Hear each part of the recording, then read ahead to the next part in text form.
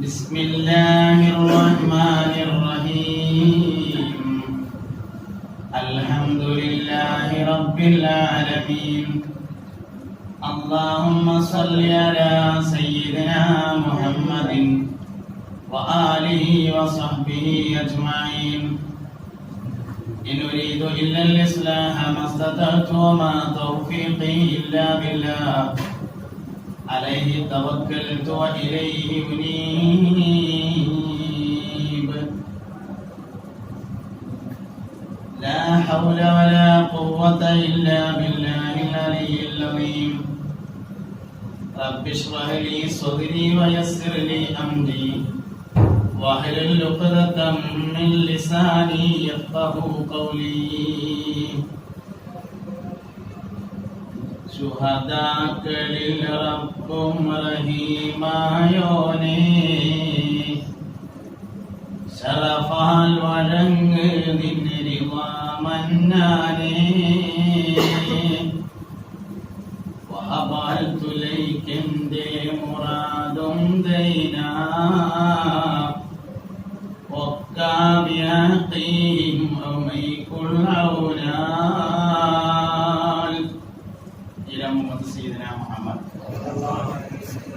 മുഅ്മിനീങ്ങളെ സഹോദരങ്ങളെ മുഹമ്മദ് നബി സല്ലല്ലാഹു അലൈഹി വസല്ലമയുടെ ശരീഅത്ത് അനുസരിച്ച് ജീവിച്ചു പോരുന്ന അല്ലാഹു സുബ്ഹാനഹു വ തആല നമ്മളെ എല്ലാവരെയും സ്വർഗത്തിന് വേണ്ടി പടച്ചവരാണ്. ആരെയും അല്ലാഹു തആല നരകത്തിന് വേണ്ടി പടച്ചിട്ടില്ല. നരകത്തേക്ക് പോകാനുള്ളതാണ് നമ്മളെന്ന് നമുക്ക് എപ്പോഴോ വെറുതെ തോന്നിപ്പോയിട്ടുണ്ട് ആവശ്യമില്ലാതെ. അതിന് ചില കാരണങ്ങളുണ്ട്. കുരുത്തക്കേട് കാട്ടിയപ്പോ ഉമ്മ പറഞ്ഞു, മോനെ അങ്ങനെ വേണ്ടട്ടോ, പഠിച്ചോ തിരിച്ചിട്ടു എന്ന് പറഞ്ഞു.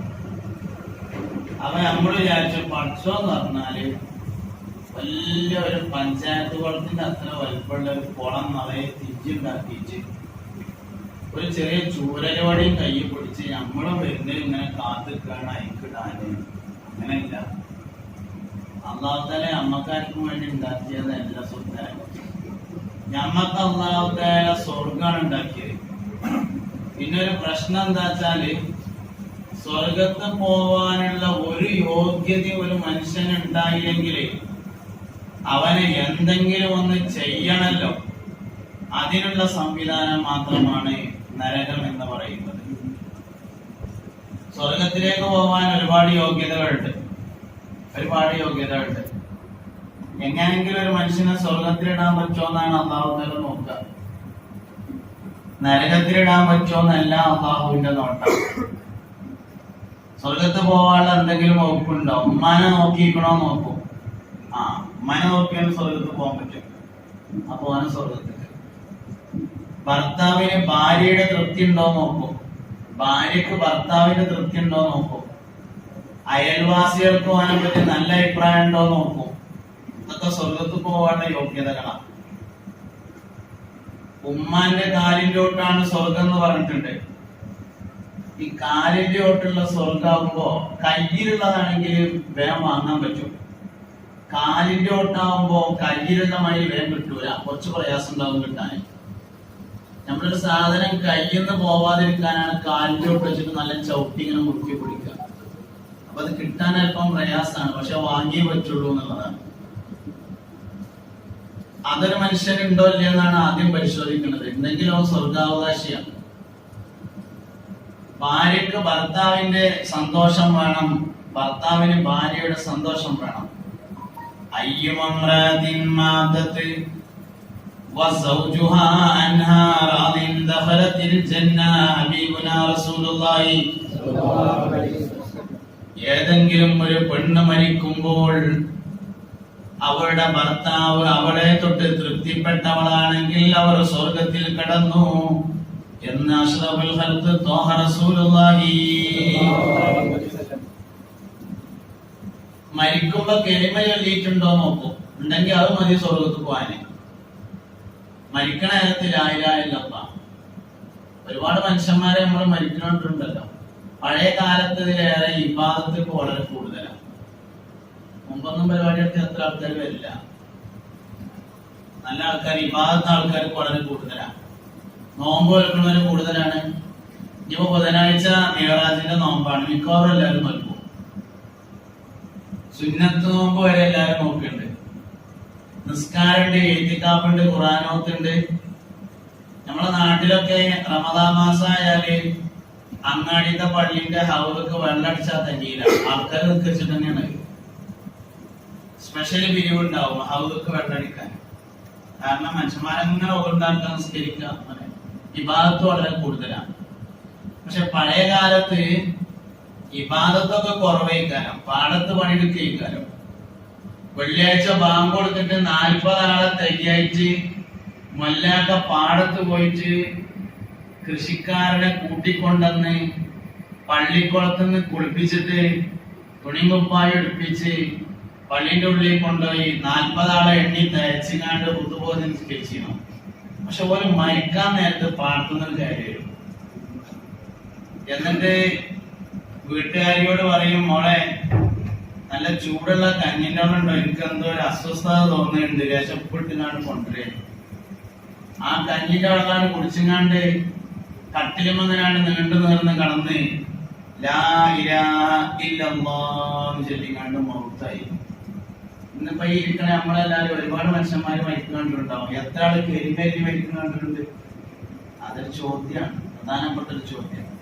ഇന്ന് കോയക്കുട്ടി ഉസ്താദിന്റെ ആണ്ട് ദിവസം. അള്ളാഹു അവരുടെ ദർജ ഉയർത്തി കൊടുക്കട്ടെ.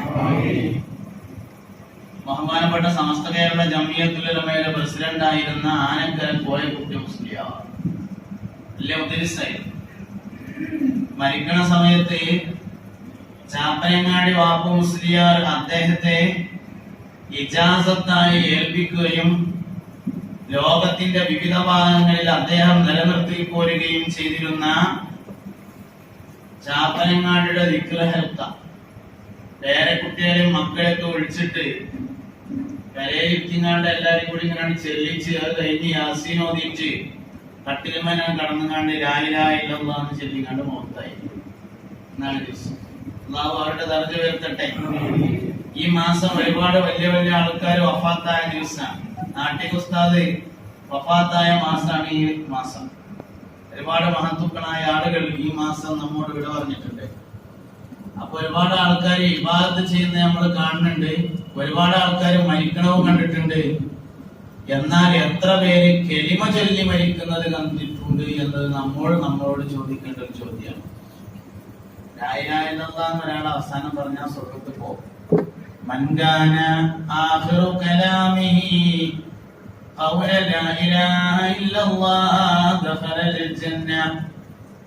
ആരുടെയെങ്കിലും അവസാനത്തെ വാചകം ലാ ഇലാഹ ഇല്ലല്ലാഹ് എന്നായാൽ അവൻ സ്വർഗ്ഗത്തിൽ കടന്നു. അവസാനത്തെ വാചകം ലാ ഇലാഹ ഇല്ലല്ലാഹ് എന്നായാൽ എന്നാണ്. അവസാനം ലാ ഇലാഹ ഇല്ലല്ലാഹ് എന്ന് പറഞ്ഞാൽ എന്നല്ല. മൻ കാന പറഞ്ഞാലേ ആവുള്ളൂ വേറെ കാര്യമാണ്. പക്ഷെ രണ്ടും തമ്മിൽ വലിയൊരു വ്യത്യാസമുണ്ട്. ഒരാളുടെ അവസാനത്തെ വാക്ക് ലാ ഇലാഹ ഇല്ലല്ലാഹ് ആയി കിട്ടണം, അല്ലാതെ അതങ്ങനെ പറയാൻ ഓർമ്മയുള്ള നേരമൊന്നല്ല. മൗത്തിന്റെ നേരം പറയട്ടെ, ഹൈറാനിയത്തിന്റെ നേരാണ് മരണത്തിന്റെ രംഗം എന്ന് പറഞ്ഞത്. ഭയങ്കര പേടിയുള്ള സമയമാണ്, എല്ലാം മറന്നു പോകുന്ന ഒരു സമയമാണ്. അപ്പത്തെ വർത്താനം ലാ ഇലാഹ ഇല്ലല്ലാഹ് ആയി കിട്ടണം. ആക്കണമെന്ന് ശക്തമായ ആഗ്രഹമുള്ളവരാണ് ആയി കിട്ടുക. അപ്പൊ അതുകൊണ്ട് ആയി കിട്ടണം. ഒരാളുടെ അവസാനത്തെ വാക്ക് ലാ ഇലാഹ ഇല്ലല്ലാഹ് ആകുക എന്നാണ് മരിക്കുമ്പോ പറയാന്നല്ല.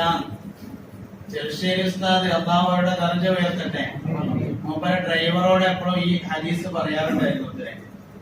ആരുടെയെങ്കിലും അവസാനത്തെ വാക്ക് ലാ ഇലാഹ ഇല്ലല്ലാഹ് എന്നായാൽ അവൻ സ്വർഗ്ഗത്തിൽ കടന്നു. അതായത് ഒരാൾ ഇങ്ങനെ വർത്താനം പറഞ്ഞുകൊണ്ടിരിക്കുന്നതിന്റെ ഇടയില് ലാ ഇലാഹ ഇല്ലല്ലാഹ് ഇങ്ങനെ പറഞ്ഞുകൊണ്ട് വർത്താനാണ് നിന്നു. എന്നിട്ട് പിന്നെ 3 മാസം കഴിഞ്ഞിട്ട് മരിച്ചാലും അവസാനത്തെ വാക്ക് ലാ ഇലാഹ ഇല്ലല്ലാഹ് പിന്നെ മുണ്ടിയിട്ടില്ലെങ്കിൽ. അല്ലാതെ മരിക്കുമ്പോൾ ലാ ഇലാഹ ഇല്ലല്ലാഹ് പറയണം എന്നല്ല ഈ പറഞ്ഞത്. അവസാനം പറഞ്ഞത് ലാ ഇലാഹ ഇല്ലല്ലാഹ് ആണെങ്കിൽ അവൻ സ്വർഗ്ഗത്തിൽ കിടന്നു എന്ന് മുഹമ്മദ് നബി സല്ലല്ലാഹു അലൈഹി വസല്ലം തങ്ങൾ പഠിപ്പിച്ചിരിക്കുന്നു. അപ്പൊ അതൊരു യോഗ്യതയാണ്. അയൽവാസി ഒരു മനുഷ്യനെ തൊട്ട് തൃപ്തിപ്പെട്ടാൽ അത് സ്വർഗത്തിൽ പോവാനുള്ള ഒരു യോഗ്യതയാണ്. ഒരാളെ തൊട്ട് അവന്റെ അയൽവാസികൾക്ക് ഭയങ്കര താല്പര്യമാണ്. ശരിക്ക് അയൽവാസി ആരാണ് എന്നതാണ് സ്ഥലത്തിന്റെ മാർക്കറ്റ്. നമ്മൾ പേരുണ്ടാക്കാൻ വേണ്ടി ഒരു സ്ഥലം വാങ്ങുമ്പോ അതിന്റെ അടുത്ത് പള്ളി ഉണ്ടോ എന്ന് ചോദിക്കും, മദ്രസ ഉണ്ടോ, സ്കൂൾക്ക് അവിടുന്ന് എത്ര ദൂരണ്ട്, ബസ് സ്റ്റോപ്പിന്റെ അടുത്ത് തന്നെയാണോ, അതിന്റെ അടുത്ത് സൂപ്പർ മാർക്കറ്റ് ഉണ്ടോ, അങ്ങാടിയിൽ തന്നെയാണോ, റോഡ് സൈഡ് ആണോ, ഹൈവേന്റെ വക്കാണോ, ഇങ്ങനെയൊക്കെ അന്വേഷിച്ചിട്ടാണ് സ്ഥലത്തിന് വില കൂടുക. വാസ്തവത്തിൽ സ്ഥലത്തിന് വീടൊക്കെ സ്ഥലത്തിന് വില കൂടേണ്ടത് അടുത്ത് പള്ളി ഉണ്ടായാലല്ല, അടുത്ത് മദ്രസ ഉണ്ടായാലല്ല, ഹൈവേന്റെ വക്കത്തായാലല്ല, അങ്ങാടിയിലായാലല്ല, അയൽവാസി നല്ലവനാണെങ്കിലാണ്. അയൽവാസിയുടെ വിലയാണ് വീടുണ്ടാക്കുന്ന സ്ഥലത്തിന്റെ വില എന്ന് പറഞ്ഞത്. രണ്ട് ഭാഗത്തുള്ള അയൽവാസികൾ ആരാ നോക്കുക, നല്ലവരാണോ, എത്ര പൈസ കൊടുത്ത് വാങ്ങിയാലും നഷ്ടം ഉണ്ടാവില്ല. അല്ല അയൽവാസി കോച്ചറായി ആണെങ്കിൽ വെറുതെട്ടിയ ഭൂമിയാണെങ്കിലും അടങ്ങറയില്ല. അപ്പൊ അയൽവാസി എന്ന് പറഞ്ഞാൽ പ്രധാനപ്പെട്ട ഒരു സംഗതിയാണ്. ഉസ്താദ് ഗുരുനാഥൻ ഒരു പ്രധാനപ്പെട്ട സംഗതിയാണ്. ഉസ്താദിന്റെ താല്പര്യം, ഉസ്താദിന്റെ പൊരുത്തം അത് കിട്ടിയ സ്വർഗത്ത് പോകും. ഗുരുനാഥന്റെ താല്പര്യം സ്വർഗത്ത് പോകാനുള്ള ഒരു സംഗതിയാണ്. മരിക്കുമ്പോ ലാ ഇലാഹ ഇല്ലല്ലാഹ് പറയാ. നന്മ തിന്മകൾ എഴുതിയ 7 തൂക്കുമ്പോ നന്മന്റെ 7 കനം തൂങ്ങ സ്വർഗത്ത് പോകും. അത് തൂക്കണ രംഗം എന്ന് പറഞ്ഞാൽ ഒരു വലിയ രംഗാണ്. മീസാൻ എന്ന തുലാസിൽ നന്മയും തിന്മയും കൂടെ നോക്കുമ്പോ രണ്ടും ഏകദേശം ഇങ്ങനെ ബറാബറാവും. അപ്പൊ ഒരു സാധനം വരുന്ന സാധനങ്ങൾ വന്നിട്ട് നന്മന്റെ തുലാസില് നോക്കുമ്പോ സുബ്ഹാനല്ലാഹി വബിഹംദിഹി സുബ്ഹാനല്ലാഹിൽ അദീം വബിഹംദിഹി അസ്തഗ്ഫിറുല്ലാഹ്. മീസാനിൽ ഏറ്റവും ഭാരം തൂങ്ങുന്ന ദിക്റാകുന്നു ഇത് എന്ന് അഷ്റഫുൽ ഖൽഖ് ത്വാഹ റസൂലുള്ളാഹി അൽ-കഹ്ഫ് സൂറത്തിന്റെ അവസാനമുണ്ട് വൽ ബാഖിയാതുസ് സ്വാലിഹാതു ഖൈറുൻ ഇൻദ റബ്ബിക സവാബൻ വ ഖൈറുൻ അമലാ. ബാഖിയാതുസ് സ്വാലിഹാത്ത് അറബിക് കോളേജ് ഉണ്ട് വെല്ലൂര്. ബാക്കവിയാണ് കോളേജ്. തമിഴ്നാട്ടിലെ വെല്ലൂരിലാണ് ബാഖിയാതുസ് സ്വാലിഹാത്ത് അറബിക് കോളേജ് ഉള്ളത്. പാനി ഹസരത്ത് എന്ന മഹാനുഭാവനാണ് ആ കോളേജ് ഉണ്ടാക്കിയത്. ഒരുപാട് ആലിമീങ്ങൾക്ക് ജന്മം നൽകിയ കോളേജാണ് വെല്ലൂർ ബാഖിയാതുസ് സ്വാലിഹാത്ത് അറബിക് കോളേജ്. പാനി ഹസരത്ത് കോളേജ് ഉണ്ടാക്കിയതിനു ശേഷം എന്താ പേരിടാന്നൊരു സംശയം. പല പേരും ഇങ്ങനെ ചർച്ച ചെയ്ത് നോക്കി, നമുക്ക് അത് ഇട്ടാലോ ഇത് ഇട്ടാലോ ഒന്നും സുഖം കിട്ടുന്നില്ല. അവസാനം മൂപ്പർ 2 റക്അത്ത് നിസ്കരിച്ചുകൊണ്ട് കടന്നുറങ്ങി. അപ്പൊ ഉറക്കത്തിൽ ഒരു സ്വപ്നം കണ്ടു. ഈ ആയത്തായിരുന്നു സ്വപ്നം കണ്ടത്. വൽബാഖിയാതുസ് സ്വാലിഹാതു ഖൈറുൻ ഇൻദ റബ്ബിക സവാബൻ വ ഖൈറുൻ അമലാ. വൽബാഖിയാതുസ് സ്വാലിഹാതു എന്നെന്നും ബാക്കിയാകുന്ന സ്വാലിഹായ അമൽ ഖൈറുൻ ഇൻദ റബ്ബിക അതാണ് നിങ്ങളുടെ അടുക്കൽ ഏറ്റവും ഖൈറായ അമൽ എന്ന ആയത്ത് സ്വപ്നം കണ്ടപ്പോഴാണ് ബാഖിയാതുസ് സ്വാലിഹാത്ത് എന്ന് പേരിട്ടത്. ആ ബാഖിയാതുസ് സ്വാലിഹാത്തിന്റെ തഫ്സീറിൽ കാണാം എന്താണ് എന്നെന്നും ബാക്കിയാവുന്ന അമല്. അവിടെ ഉണ്ട് തഫ്സീറിൽ കാണും സുബ്ഹാനല്ലാഹി വബിഹംദിഹി സുബ്ഹാനല്ലാഹിൽ അദീം വബിഹംദിഹി അസ്തഗ്ഫിറുല്ലാഹ് സഖീലതാനി ഫിൽ മീസാൻ ഖഫീഫതാനി അലൽ ലിസാൻ. പറയാൻ എളുപ്പമുള്ള വാക്കാണ്, എന്നാൽ മീസാൻ എന്ന തുലാസിൽ ഏറ്റവും അധികം ഭാരം തോന്നുന്ന ദിക്റാണ് സുബ്ഹാനല്ലാഹ് അൽഹംദുലില്ലാഹ് തുടങ്ങിയ ദിക്റുകൾ. ഇങ്ങനെ കുറേ സാധനം സ്വർഗത്ത് പോകണമെന്ന് വിചാരിച്ചാൽ പോകാന്നുള്ളതാണ് സ്വർഗത്തിന്റെ ഒരു പ്രത്യേകത. ഞാൻ എന്തായാലും സ്വർഗത്ത് പോയ അടങ്ങുള്ളൂ എന്ന് ഒരാൾ തീരുമാനിച്ചാൽ അവൻ പോയിരിക്കും. അല്ല ഞാൻ അപ്പൊ ഏതായാലും ഞാൻ അതിന്റെ കുട്ടികളെങ്കിലും ഒന്ന് സ്വർഗത്ത് പോയ അപ്പൊ കുട്ടികൾ വരുമ്പോഴും നരകത്തിൽ ചാടേണ്ടല്ലോ. തന്നെ ആദ്യം അവനാ തീരുമാനിക്കണം എനിക്ക് പോകാണ്ട്. സ്വർഗത്ത് പോകണം തീരുമാനിച്ചാൽ എന്താ ഉണ്ടാവുക? സ്വർഗത്ത് പോണെന്ന് മക്കത്ത് പോണെന്ന് ഒരാൾ തീരുമാനിച്ചു, എന്താ ഉണ്ടാവുക? മക്കത്തേക്ക് പോണെന്ന് ഒരാൾ തീരുമാനിച്ചാല് എന്ത് സാധനം കാണുമ്പോഴും അതിനെങ്ങനെ മക്കനെ ഇങ്ങനെ അടുപ്പിക്കും. മദീനത്ത് പോകാൻ ഒരാൾക്ക് തീരുമാനം ഉണ്ടെങ്കിൽ, ഭയങ്കര തീരുമാനമാണെങ്കിൽ എന്തൊരു സാധനം കണ്ടാലും അതും മദീനയും തമ്മിൽ ഇങ്ങനെ കണക്ട് ചെയ്യും. ഒരു മുസല്ല കണ്ടാല് ഈ മുസല്ല മദീനത്ത് നിന്ന് കൊടുക്കുന്നതാണോ ചോദിക്കും. മദീനയുമായി ഒരാൾക്ക് ശക്തമായ ബന്ധമുണ്ടെങ്കിൽ കാണുന്ന എല്ലാ സാധനങ്ങളെയും മദീനയുമായി ബന്ധപ്പെടുത്തി ചിന്തിക്കും. ഞാനെന്നെ വേറെ പറയുന്നത് എല്ലാവരും ഞാനബി അലിക്കണം.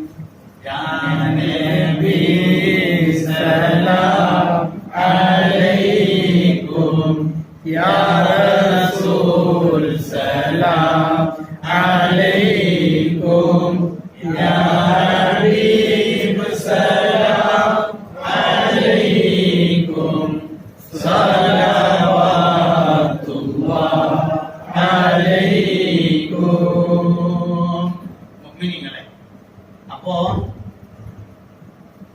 സ്വർഗത്തിലേക്ക് പോവണം എന്ന് ഒരാൾക്ക് ലക്ഷം മുമ്പ് കിട്ടാണെങ്കിൽ നമുക്ക് ലക്ഷം മുമ്പ് കിട്ടാണെങ്കിൽ അവിടെ സ്ഥലം കുറവുണ്ട്. രണ്ട്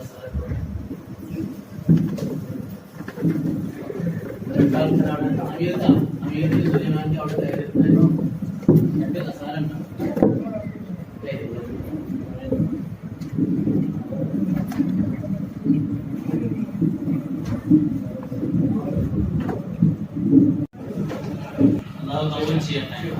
നമ്മളെല്ലാവരും അല്ലാഹു ഹസനാത്തിന്റെ അധികാരിയിൽ കൊടുക്കട്ടെ. ആമീൻ ബിറഹ്മതിക യാ അർഹമർ റഹീം. മുഅ്മിനീങ്ങളെ, ഒരാൾക്ക് സ്വർഗ്ഗത്തിൽ പോകണമെന്ന് അതിശക്തമായ ആഗ്രഹം ഉണ്ടെങ്കിൽ കാണുന്ന സാധനമൊക്കെ അവൻ സ്വർഗവുമായി ബന്ധപ്പെടുത്തി ചിന്തിക്കാൻ ആദ്യം ചെയ്യാം. ഉദാഹരണമായിട്ട് ഒരാൾക്ക് മദീനത്തിൽ പോകണമെന്ന് ആഗ്രഹം ഉണ്ടെങ്കിൽ ഒരു കാവ കൊണ്ടുവരുന്ന പാത്രം കണ്ടാൽ ഇത് ആരെയും മദീനത്തിൽ നിന്ന് കൊണ്ടുവന്നാണോ എന്നാണ് ആദ്യം ചിന്തിക്കുക. എന്തൊരു വിഷയവുമായാണോ ഒരാൾക്ക് ഹൃദയത്തിന്റെ ബന്ധം, അയാൾ കാണുന്ന എല്ലാ വസ്തുക്കളെയും അതിലേക്ക് ബന്ധപ്പെടുത്തിയാണ് ആഗ്രഹിക്കുക. ഫസ്റ്റ് വേണ്ടത് നമുക്ക് സ്വർഗത്തെ ഹൃദയം കൊണ്ട് ബന്ധമുണ്ടെങ്കിൽ കാണുന്ന എല്ലാ സാധനവും സ്വർഗവുമായി ബന്ധപ്പെടുത്തും. കോയക്കുടി സാർ ബഹ്റൈനിൽ തന്നെയാണ് വന്നപ്പോ പറഞ്ഞത് തോന്നുന്നത് അല്ലേ? കടലിന്റെ നടുക്കിൽ കൂടി എങ്ങനെ പിന്നെ പാലം കണ്ടപ്പോ ഈ സ്വർഗത്തില് അരുവികളുണ്ട്,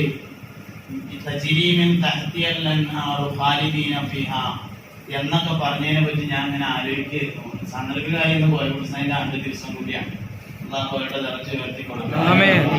അപ്പൊ ഒരു മനുഷ്യനെ എന്തിനേറ്റാണോ ബന്ധം, കാണുന്ന സാധനം അതിലേക്കാ ബന്ധപ്പെടുത്തുക. സഹാബത്ത് റളിയല്ലാഹു അൻഹും നബി തങ്ങളുടെ അടുക്കൽ വന്നു.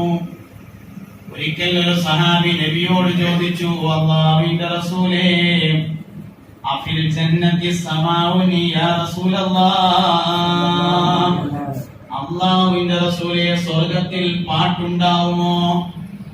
ഇന്നി ഉഹിബ്ബുസ് സമാ, എനിക്ക് പാട്ടുകൾ ഭയങ്കര ഇഷ്ടമാണ് നബിയേ. ഞാൻ പാട്ടിനൊന്നും പോവാത്ത സ്വർഗത്തിൽ ഉണ്ടാവും കരുതിയിട്ടാണ്. ഉണ്ടാവൂലേ? അതാണ് ചോദ്യം. അഫിൽ ജന്നതി സമാഉൻ യാ റസൂലല്ലാഹ്, അല്ലാഹുവിന്റെ റസൂലേ സ്വർഗ്ഗത്തിൽ പാട്ടുണ്ടാകുമോ? ഇന്നി ഉഹിബ്ബുസ് സമാ, എനിക്ക് പാട്ടുകൾ ഭയങ്കര ഇഷ്ടമാണ്. നബി തങ്ങൾ പറഞ്ഞു, നാം ഫിൽ ജന്നതി സമാ, അതേ സ്വർഗത്തിൽ പാട്ടുണ്ട്. അപ്പൊ അയാൾ ചോദിച്ചു, ആ സഹാബി ചോദിച്ചു, അല്ലാഹുവിന്റെ റസൂലേ സ്വർഗത്തിലെ പാട്ട് എങ്ങനെയൊക്കെയാണെന്ന് ചോദിച്ചു. സ്വർഗത്തിൽ എങ്ങനെയുള്ള പാട്ടുകളായിരിക്കും? നബി തങ്ങൾ പറഞ്ഞു, സഹാബ, സ്വർഗാവകാശികൾക്ക് പാട്ട് കേൾക്കാൻ തോന്നുമ്പോ സ്വർഗത്തിൽ ഒരു പ്രത്യേകമായ കാറ്റുണ്ട്. ആ കാറ്റ് സ്വർഗത്തിലേക്ക് പടക്കപ്പെട്ടതാണ്. അള്ളാഹു ആ കാറ്റിനെ വിളിക്കുകയും കാറ്റിനോട് ഒരു പാട്ട് പാടാൻ പറയുകയും ചെയ്യുമ്പോ അസബ് എന്ന് പേരായ മുളകൾ തിങ്ങി നിൽക്കുന്ന ഒരു പ്രദേശം സ്വർഗത്തിലുണ്ടാകും. ഈ കാറ്റ് ആ മുളങ്കാട്ടിലേക്ക് പ്രവേശിക്കുകയും മുളയുടെ ചില്ലകളെ കൂട്ടിയുരസി മനോഹരമായ ഒരു പാട്ടുണ്ടാക്കുകയും അത് കേട്ടുകൊണ്ട് സ്വർഗമാഗമനം ഇങ്ങനെ ഇളകി മറിയുകയും ചെയ്യുമെന്ന് അഷ്റഫുൽ ഖൽഖ് ത്വാഹ റസൂലുള്ളാഹി. അപ്പോൾ ആ സഹാബി വലിയ ചോദിച്ചു, അല്ലാഹുവിന്റെ റസൂലേ സ്വർഗത്തിൽ വേറെ പാട്ടുണ്ടാവുമോ നബിയേ? ഈ ഒരു പാട്ടല്ലേ ഉള്ളൂ സ്വർഗത്തിൽ, അതോ വേറെ പാട്ടുണ്ടോ? പറഞ്ഞു, സഹാബ, സ്വർഗാവകാശികൾക്ക് പാട്ട് കേൾക്കാൻ തോന്നുമ്പോ അല്ലാഹു സയ്യിദുനാ ദാവൂദ് നബി അലൈഹിസ്സലാമിനെ വിളിക്കുന്നതാണ്. ശബ്ദം മുഅ്ജിസത്തായി നൽകിയ പ്രവാചകനാണ് സയ്യിദുനാ ദാവൂദ്. മനോഹരമായ ശബ്ദത്തിന്റെ ഉടമയായിരുന്നു. മഹാനവറുകൾക്ക് ഇറക്കപ്പെട്ട വേദഗ്രന്ഥം പദ്യരൂപത്തിലുള്ളതായിരുന്നു. ദാവൂദ് നബിക്ക് ഇറക്കിയ വേദഗ്രന്ഥം പാട്ടുരൂപത്തിലുള്ളതാണ്. മഹാനായ സയ്യിദുനാ ദാവൂദ് നബി അലൈഹിസ്സലാം വേദപാരായണം ആരംഭിച്ചാൽ പക്ഷികൾ പറക്കാറുണ്ടായിരുന്നില്ല എന്ന് ചരിത്രത്തിൽ കാണാം. പക്ഷി പാറില്ല, പക്ഷി ഇങ്ങനെ നോക്കിയിരിക്കുകയുള്ളൂ. വെള്ളം ഒഴുകാറുണ്ടായിരുന്നില്ല. ദാവൂദ് നബി അലൈഹിസ്സലാമിന്റെ ശബ്ദം കേട്ടാൽ അത്രയും മാസ്മരികമായ ശബ്ദത്തിന്റെ ഉടമയായിരുന്നു സയ്യിദുനാ ദാവൂദ് അലൈഹിസ്സലാം. ദാവൂദ് നബി അലൈഹിസ്സലാമിനെ വിളിക്കും. പ്രകാശം കൊണ്ടുണ്ടാക്കിയ ഒരു പ്രസംഗപീഠം കൊണ്ടുവരും. ദാവൂദ് നബി അലൈഹിസ്സലാമിനെ ആ പ്രസംഗപീഠത്തിൽ കയറ്റിയിരുത്തും. എന്നിട്ട് ഖുർആൻ ഓതാൻ പറയുമ്പോ ബിസ്മില്ലാഹിർ റഹ്മാനിർ റഹീം അർറഹ്മാനു അല്ലമൽ ഖുർആൻ ഖലഖൽ ഇൻസാന അല്ലമഹുൽ ബയാൻ അശ്ശംസു വൽ ഖമറു ബിഹുസ്ബാൻ വന്നജ്മു വശജറു യസ്ജുദാൻ വസ്സമാഅ റഫഅഹാ വവദഅൽ മീസാൻ. മനോഹരമായി സയ്യിദുനാ ദാവൂദ് അലൈഹിസ്സലാം പാരായണം ചെയ്യുമ്പോ സ്വർഗവും സ്വർഗാവകാശികളും ആഗമനം ഇളകി ആടിക്കളിക്കുന്നതാണ് എന്ന് അഷ്റഫുൽ ഖൽഖ് റസൂലുള്ളാഹി അല്ലാഹു റസൂലേ, സ്വർഗത്തിൽ വേറെ പാട്ടുണ്ടാവുമെന്ന് ചോദിച്ചപ്പോ ഈ രണ്ട് പാട്ടിനോട് ഇനി പാട്ടുണ്ടോ ചോദിച്ചു. മുസ്തഫായ നബി സല്ലല്ലാഹു അലൈഹി വസല്ലം പറഞ്ഞു, സ്വഹാബ, സ്വർഗത്തിൽ ഇനിയും പാട്ടുണ്ട്. ലിസാനടുത്തെപ്പോഴും ഇരിപ്പുണ്ട്. താരാട്ടുപാടാൻ തോഴികൾ വരവുണ്ട്. കൈമുട്ടുവാൻ ചില ദാസികൾ അടുത്തുണ്ട്. കടക്കണ്ണു കൊണ്ടൊരു നോട്ടവും ചിരിയുണ്ട്.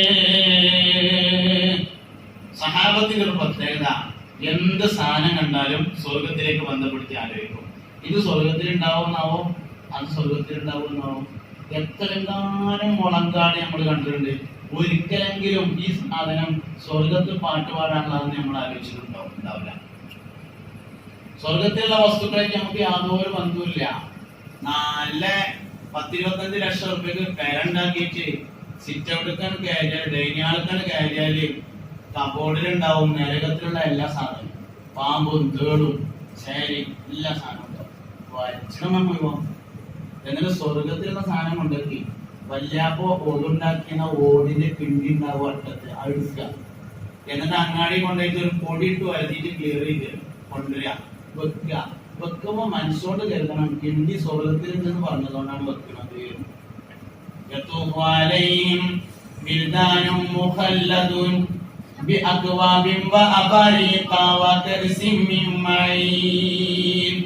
കിണ്ടി സ്വർഗത്തിലുണ്ട്.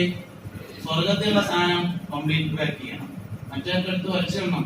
അപ്പോഴേ നമുക്ക് സ്വർഗമായിട്ട് മനസ്സുകൊണ്ട് ബന്ധമുണ്ട് എന്ന് വരുന്നുള്ളൂ. വാസ്തവത്തിൽ നമുക്ക് ബന്ധമുണ്ടെന്ന് അവകാശവാദമാണ്, ആണ് ബന്ധമാണില്ല. ഉണ്ടെങ്കിൽ ഒരു മനുഷ്യൻ ഇഷ്ടപ്പെടുന്ന എല്ലാ സാധനവും ഇഷ്ടപ്പെടുന്നതിന്റെ അടിസ്ഥാന കാരണം സ്വർഗത്തിലുള്ളതാണ്. ഈ ഇരിക്കണ എല്ലാവർക്കും കുട്ടികളെ ഭയങ്കര ഇഷ്ടമായിക്കാരം. അതിന്റെ കാരണം ഫിറഔന് വരെ മൂസാ നബി അലൈഹി സ്വലാം കുട്ടിയായിരുന്നപ്പോ മടിയിലെത്തി കളിപ്പിച്ചിട്ടുണ്ട്.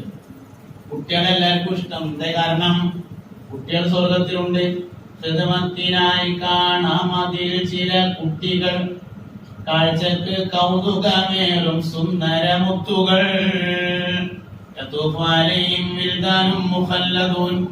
കാലാകാലം സ്വർഗത്തിൽ താമസിക്കുന്ന ചില കുട്ടികൾ അങ്ങിങ്ങായി ഓടി നടക്കുന്നതാണ്.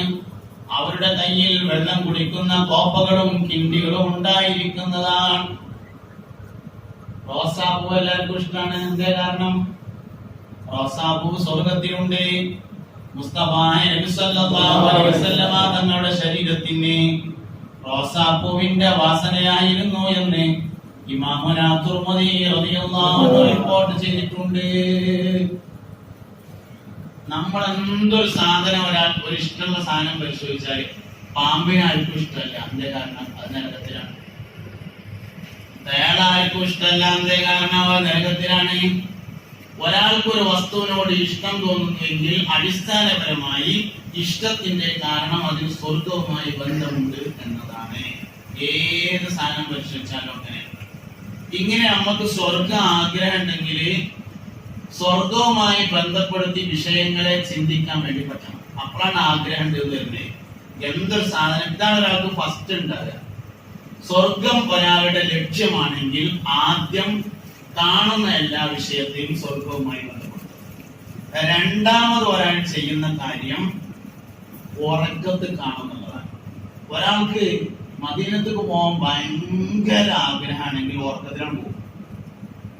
സ്വർഗം നമ്മുടെ അതിശക്തമായ ആഗ്രഹമാണെങ്കിൽ ഉറക്കത്തിൽ അടക്കളക്കൊന്ന് സ്വർഗത്തിൽ പോയി വരും. അതിശക്തമായ ആഗ്രഹമുള്ള ഏത് കാര്യവും ഉറക്കത്തിൽ കാണണം. അതും കഴിഞ്ഞാൽ ഒരു പരിപാടിയുണ്ട്, പാട്ട് പാടും. ഒരാൾക്ക് ഒരു സ്ഥാനത്തെ കുറിച്ച് അതിശക്തമായ ആഗ്രഹമാണെങ്കിൽ അതിനെ കുറിച്ചെങ്കിലും മൂളിപ്പാട്ട് പാടും. ഇങ്ങനെ മനുഷ്യൻ ചെയ്യുന്ന ചില പ്രവർത്തനങ്ങളുണ്ട് ഇഷ്ടപ്പെട്ട സാധനവുമായി ബന്ധപ്പെട്ട്. അതൊക്കെ സ്വർഗവുമായി ബന്ധപ്പെട്ട് നമുക്ക് ഉണ്ടാവണം. അപ്പോഴാണ് സ്വർഗവുമായി നമുക്ക് ബന്ധമുണ്ട് എന്ന് വരുന്നത്. അങ്ങനെയാകുമ്പോൾ അവൻ സ്വർഗീയമായ അമലുകൾ ചെയ്യും. എന്തെങ്കിലും ഒന്ന് ഇല്ലാതെ വരുമ്പോ അത് സ്വർഗത്തിലേക്ക് മാറ്റി വെക്കും. പല്ലൊന്ന് പൊട്ടിയിട്ടുണ്ട്, അത് സാരമില്ല, സ്വർഗത്തിൽ നേരാക്കി തരുമല്ലോ എന്ന് തീരുമാനിക്കും. ഏത് സാധനമാണെങ്കിലും സ്വർഗത്തേക്ക് വെക്കും. ജീവിക്കാൻ പറഞ്ഞ പ്രയാസമൊക്കെ ഉണ്ട്, എന്തൊക്കെയോ ബുദ്ധിമുട്ടുകളൊക്കെ ഉണ്ട്, സാരമില്ലാന്ന് മരിച്ചോടല്ലേ ഉള്ളൂ, പിന്നെ സ്വർഗത്തിലെല്ലാം റെഡിയാവുമല്ലോ എന്നവൻ തീരുമാനിക്കും. സ്വർഗമായിട്ട് വന്നിട്ടുണ്ടെങ്കിൽ നമ്മള് ഇവിടെ നിൽക്കുകയാണ്, നമുക്കിവിടെ എന്ത് പ്രയാസം ഉണ്ടെങ്കിലും ഒരു കുഴപ്പമില്ല. ഇവിടെ നമ്മൾ 20-20 വലിയ റൂമില് അതിൽ തന്നെ കുറച്ച് ഭാഗം കിച്ചണും കുറച്ച് ഭാഗം ബെഡ്റൂമും ഒരു കട്ടിലിട്ടുങ്ങാണ്ട് അവിടെ ഡൈനിങ് ഹാളും പിന്നെ ചെറിയ കോണിൽ കൂടെ ബാത്റൂമും കൂടി അതിന് കഴിഞ്ഞുകൂടാണ്. ഒരു പ്രശ്നമില്ല, കാരണം വലിയ പേരെ നമുക്ക് നാട്ടിലുണ്ട് എന്നതാണ്. സ്വർഗം നമുക്ക് തറവാട് അവിടെ ഉണ്ട് എന്ന് തോന്നുന്നുണ്ടെങ്കിൽ ഇവിടുത്തെ അസൗകര്യങ്ങളൊക്കെ വലിയ സൗകര്യമായി തോന്നും. കാരണം നമുക്ക് ഒറിജിനൽ അവിടെ ഉണ്ടല്ലോ. ആദിമ മനുഷ്യൻ സ്വർഗവാസിയാണ്. ആദിമ മനുഷ്യൻ സയ്യിദുനാ അബുൽ ബശർ ആദം അലൈഹിസ്സലാം സ്വർഗവാസിയാണ്. ചെറിയ കുറഞ്ഞ കാര്യങ്ങളൊക്കെ നടത്താൻ വേണ്ടി ആദം നബിയും മക്കളെ കൊണ്ട് പറഞ്ഞതാണ്. കുറച്ച് കാര്യങ്ങളാണ് അതിൽ ഏറ്റവും പ്രധാനപ്പെട്ട ഭാഗം അല്ലാഹു തആല നമുക്ക് മനസ്സിലാക്കാൻ വേണ്ടി പോകുന്നതാണ് നമ്മൾ. വമാ ഖലഖതുൽ ജിന്ന വൽ ഇൻസ ഇല്ലാ ലിയഅ്ബുദൂൻ ഐ ഇല്ലാ ലിയഅരിഫൂൻ. ജിന്നവർഗത്തെയും ഇൻസുവർഗത്തെയും നമുക്ക് ഇബാദത്ത് ചെയ്യാൻ വേണ്ടിയല്ലാതെ നാം പടച്ചിട്ടില്ല. അവിടെ തഫ്സീറിൽ കാണാം ഐ ഇല്ലാ ലിയഅരിഫൂൻ, നമ്മളെ അറിയാൻ വേണ്ടിയല്ലാതെ പടച്ചിട്ടില്ല എന്ന് കാണാം. നമ്മൾ അറിയാൻ വേണ്ടിയല്ലാതെ പടച്ചിട്ടില്ല. അപ്പോ അല്ലാഹു സുബ്ഹാനഹു വ തആലയെ മനസ്സിലാക്കുക, അവനെ കുറിച്ച് ചിന്തിക്കുക, അവന്റെ സ്വർഗത്തെ കുറിച്ച് ആലോചിക്കുക. നരകത്തെ പറ്റി നമ്മൾ വല്ലാതെ ആലോചിക്കണ്ട. നരകം അങ്ങനെ ഒരു സ്ഥലം ഉണ്ട് എന്ന് ആലോചിച്ചാൽ മതി. കാരണം നമുക്ക് പോകേണ്ടതല്ലോ, നമുക്ക് പോകാനുള്ള സ്വർഗാണ്. സ്വർഗത്തെ കുറിച്ച് ഒരുപാട് ഓഫറുകൾ തന്നിട്ടുണ്ട്. ഒരു നന്മ ഒരാൾ ചെയ്താൽ അതിന് 10 കൂലി കിട്ടും. ഒരു തിന്മ ഒരാൾ ചെയ്താൽ അതിന് 1 ശിക്ഷയേ ഉള്ളൂ. 10 ശിക്ഷ അല്ല, അതിന് 1 ശിക്ഷയേ ഉള്ളൂ. അപ്പോ നിങ്ങൾ ശിപ്പാക്കുണ്ട് എല്ലാവരും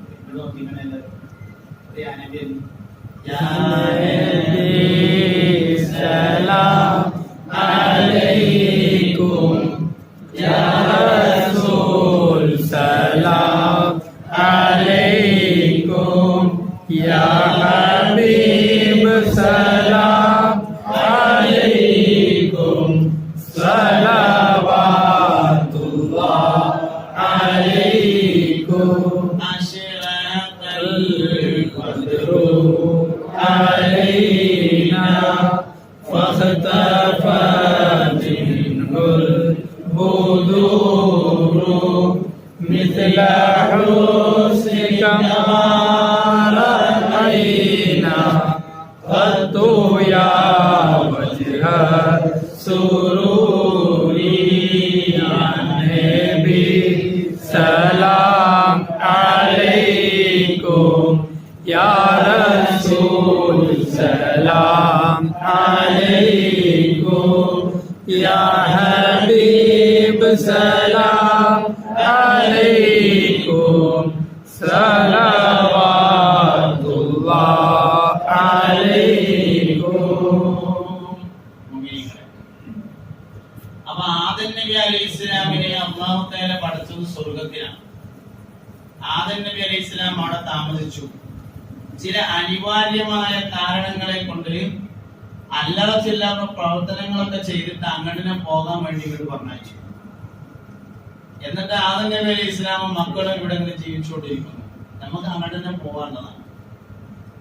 അതിനാവശ്യമായ കാര്യങ്ങളാണ് യഥാർത്ഥത്തിൽ ഇവിടെ ചെയ്യേണ്ടത്. ഇവിടുത്തെ ഓരോ കാര്യത്തിനും അല്ലാഹു തആല നമുക്ക് കൂലി ഓഫർ ചെയ്തിട്ടുണ്ട്. നമ്മൾ ജനിച്ചതിന് കൂലിയുണ്ട്.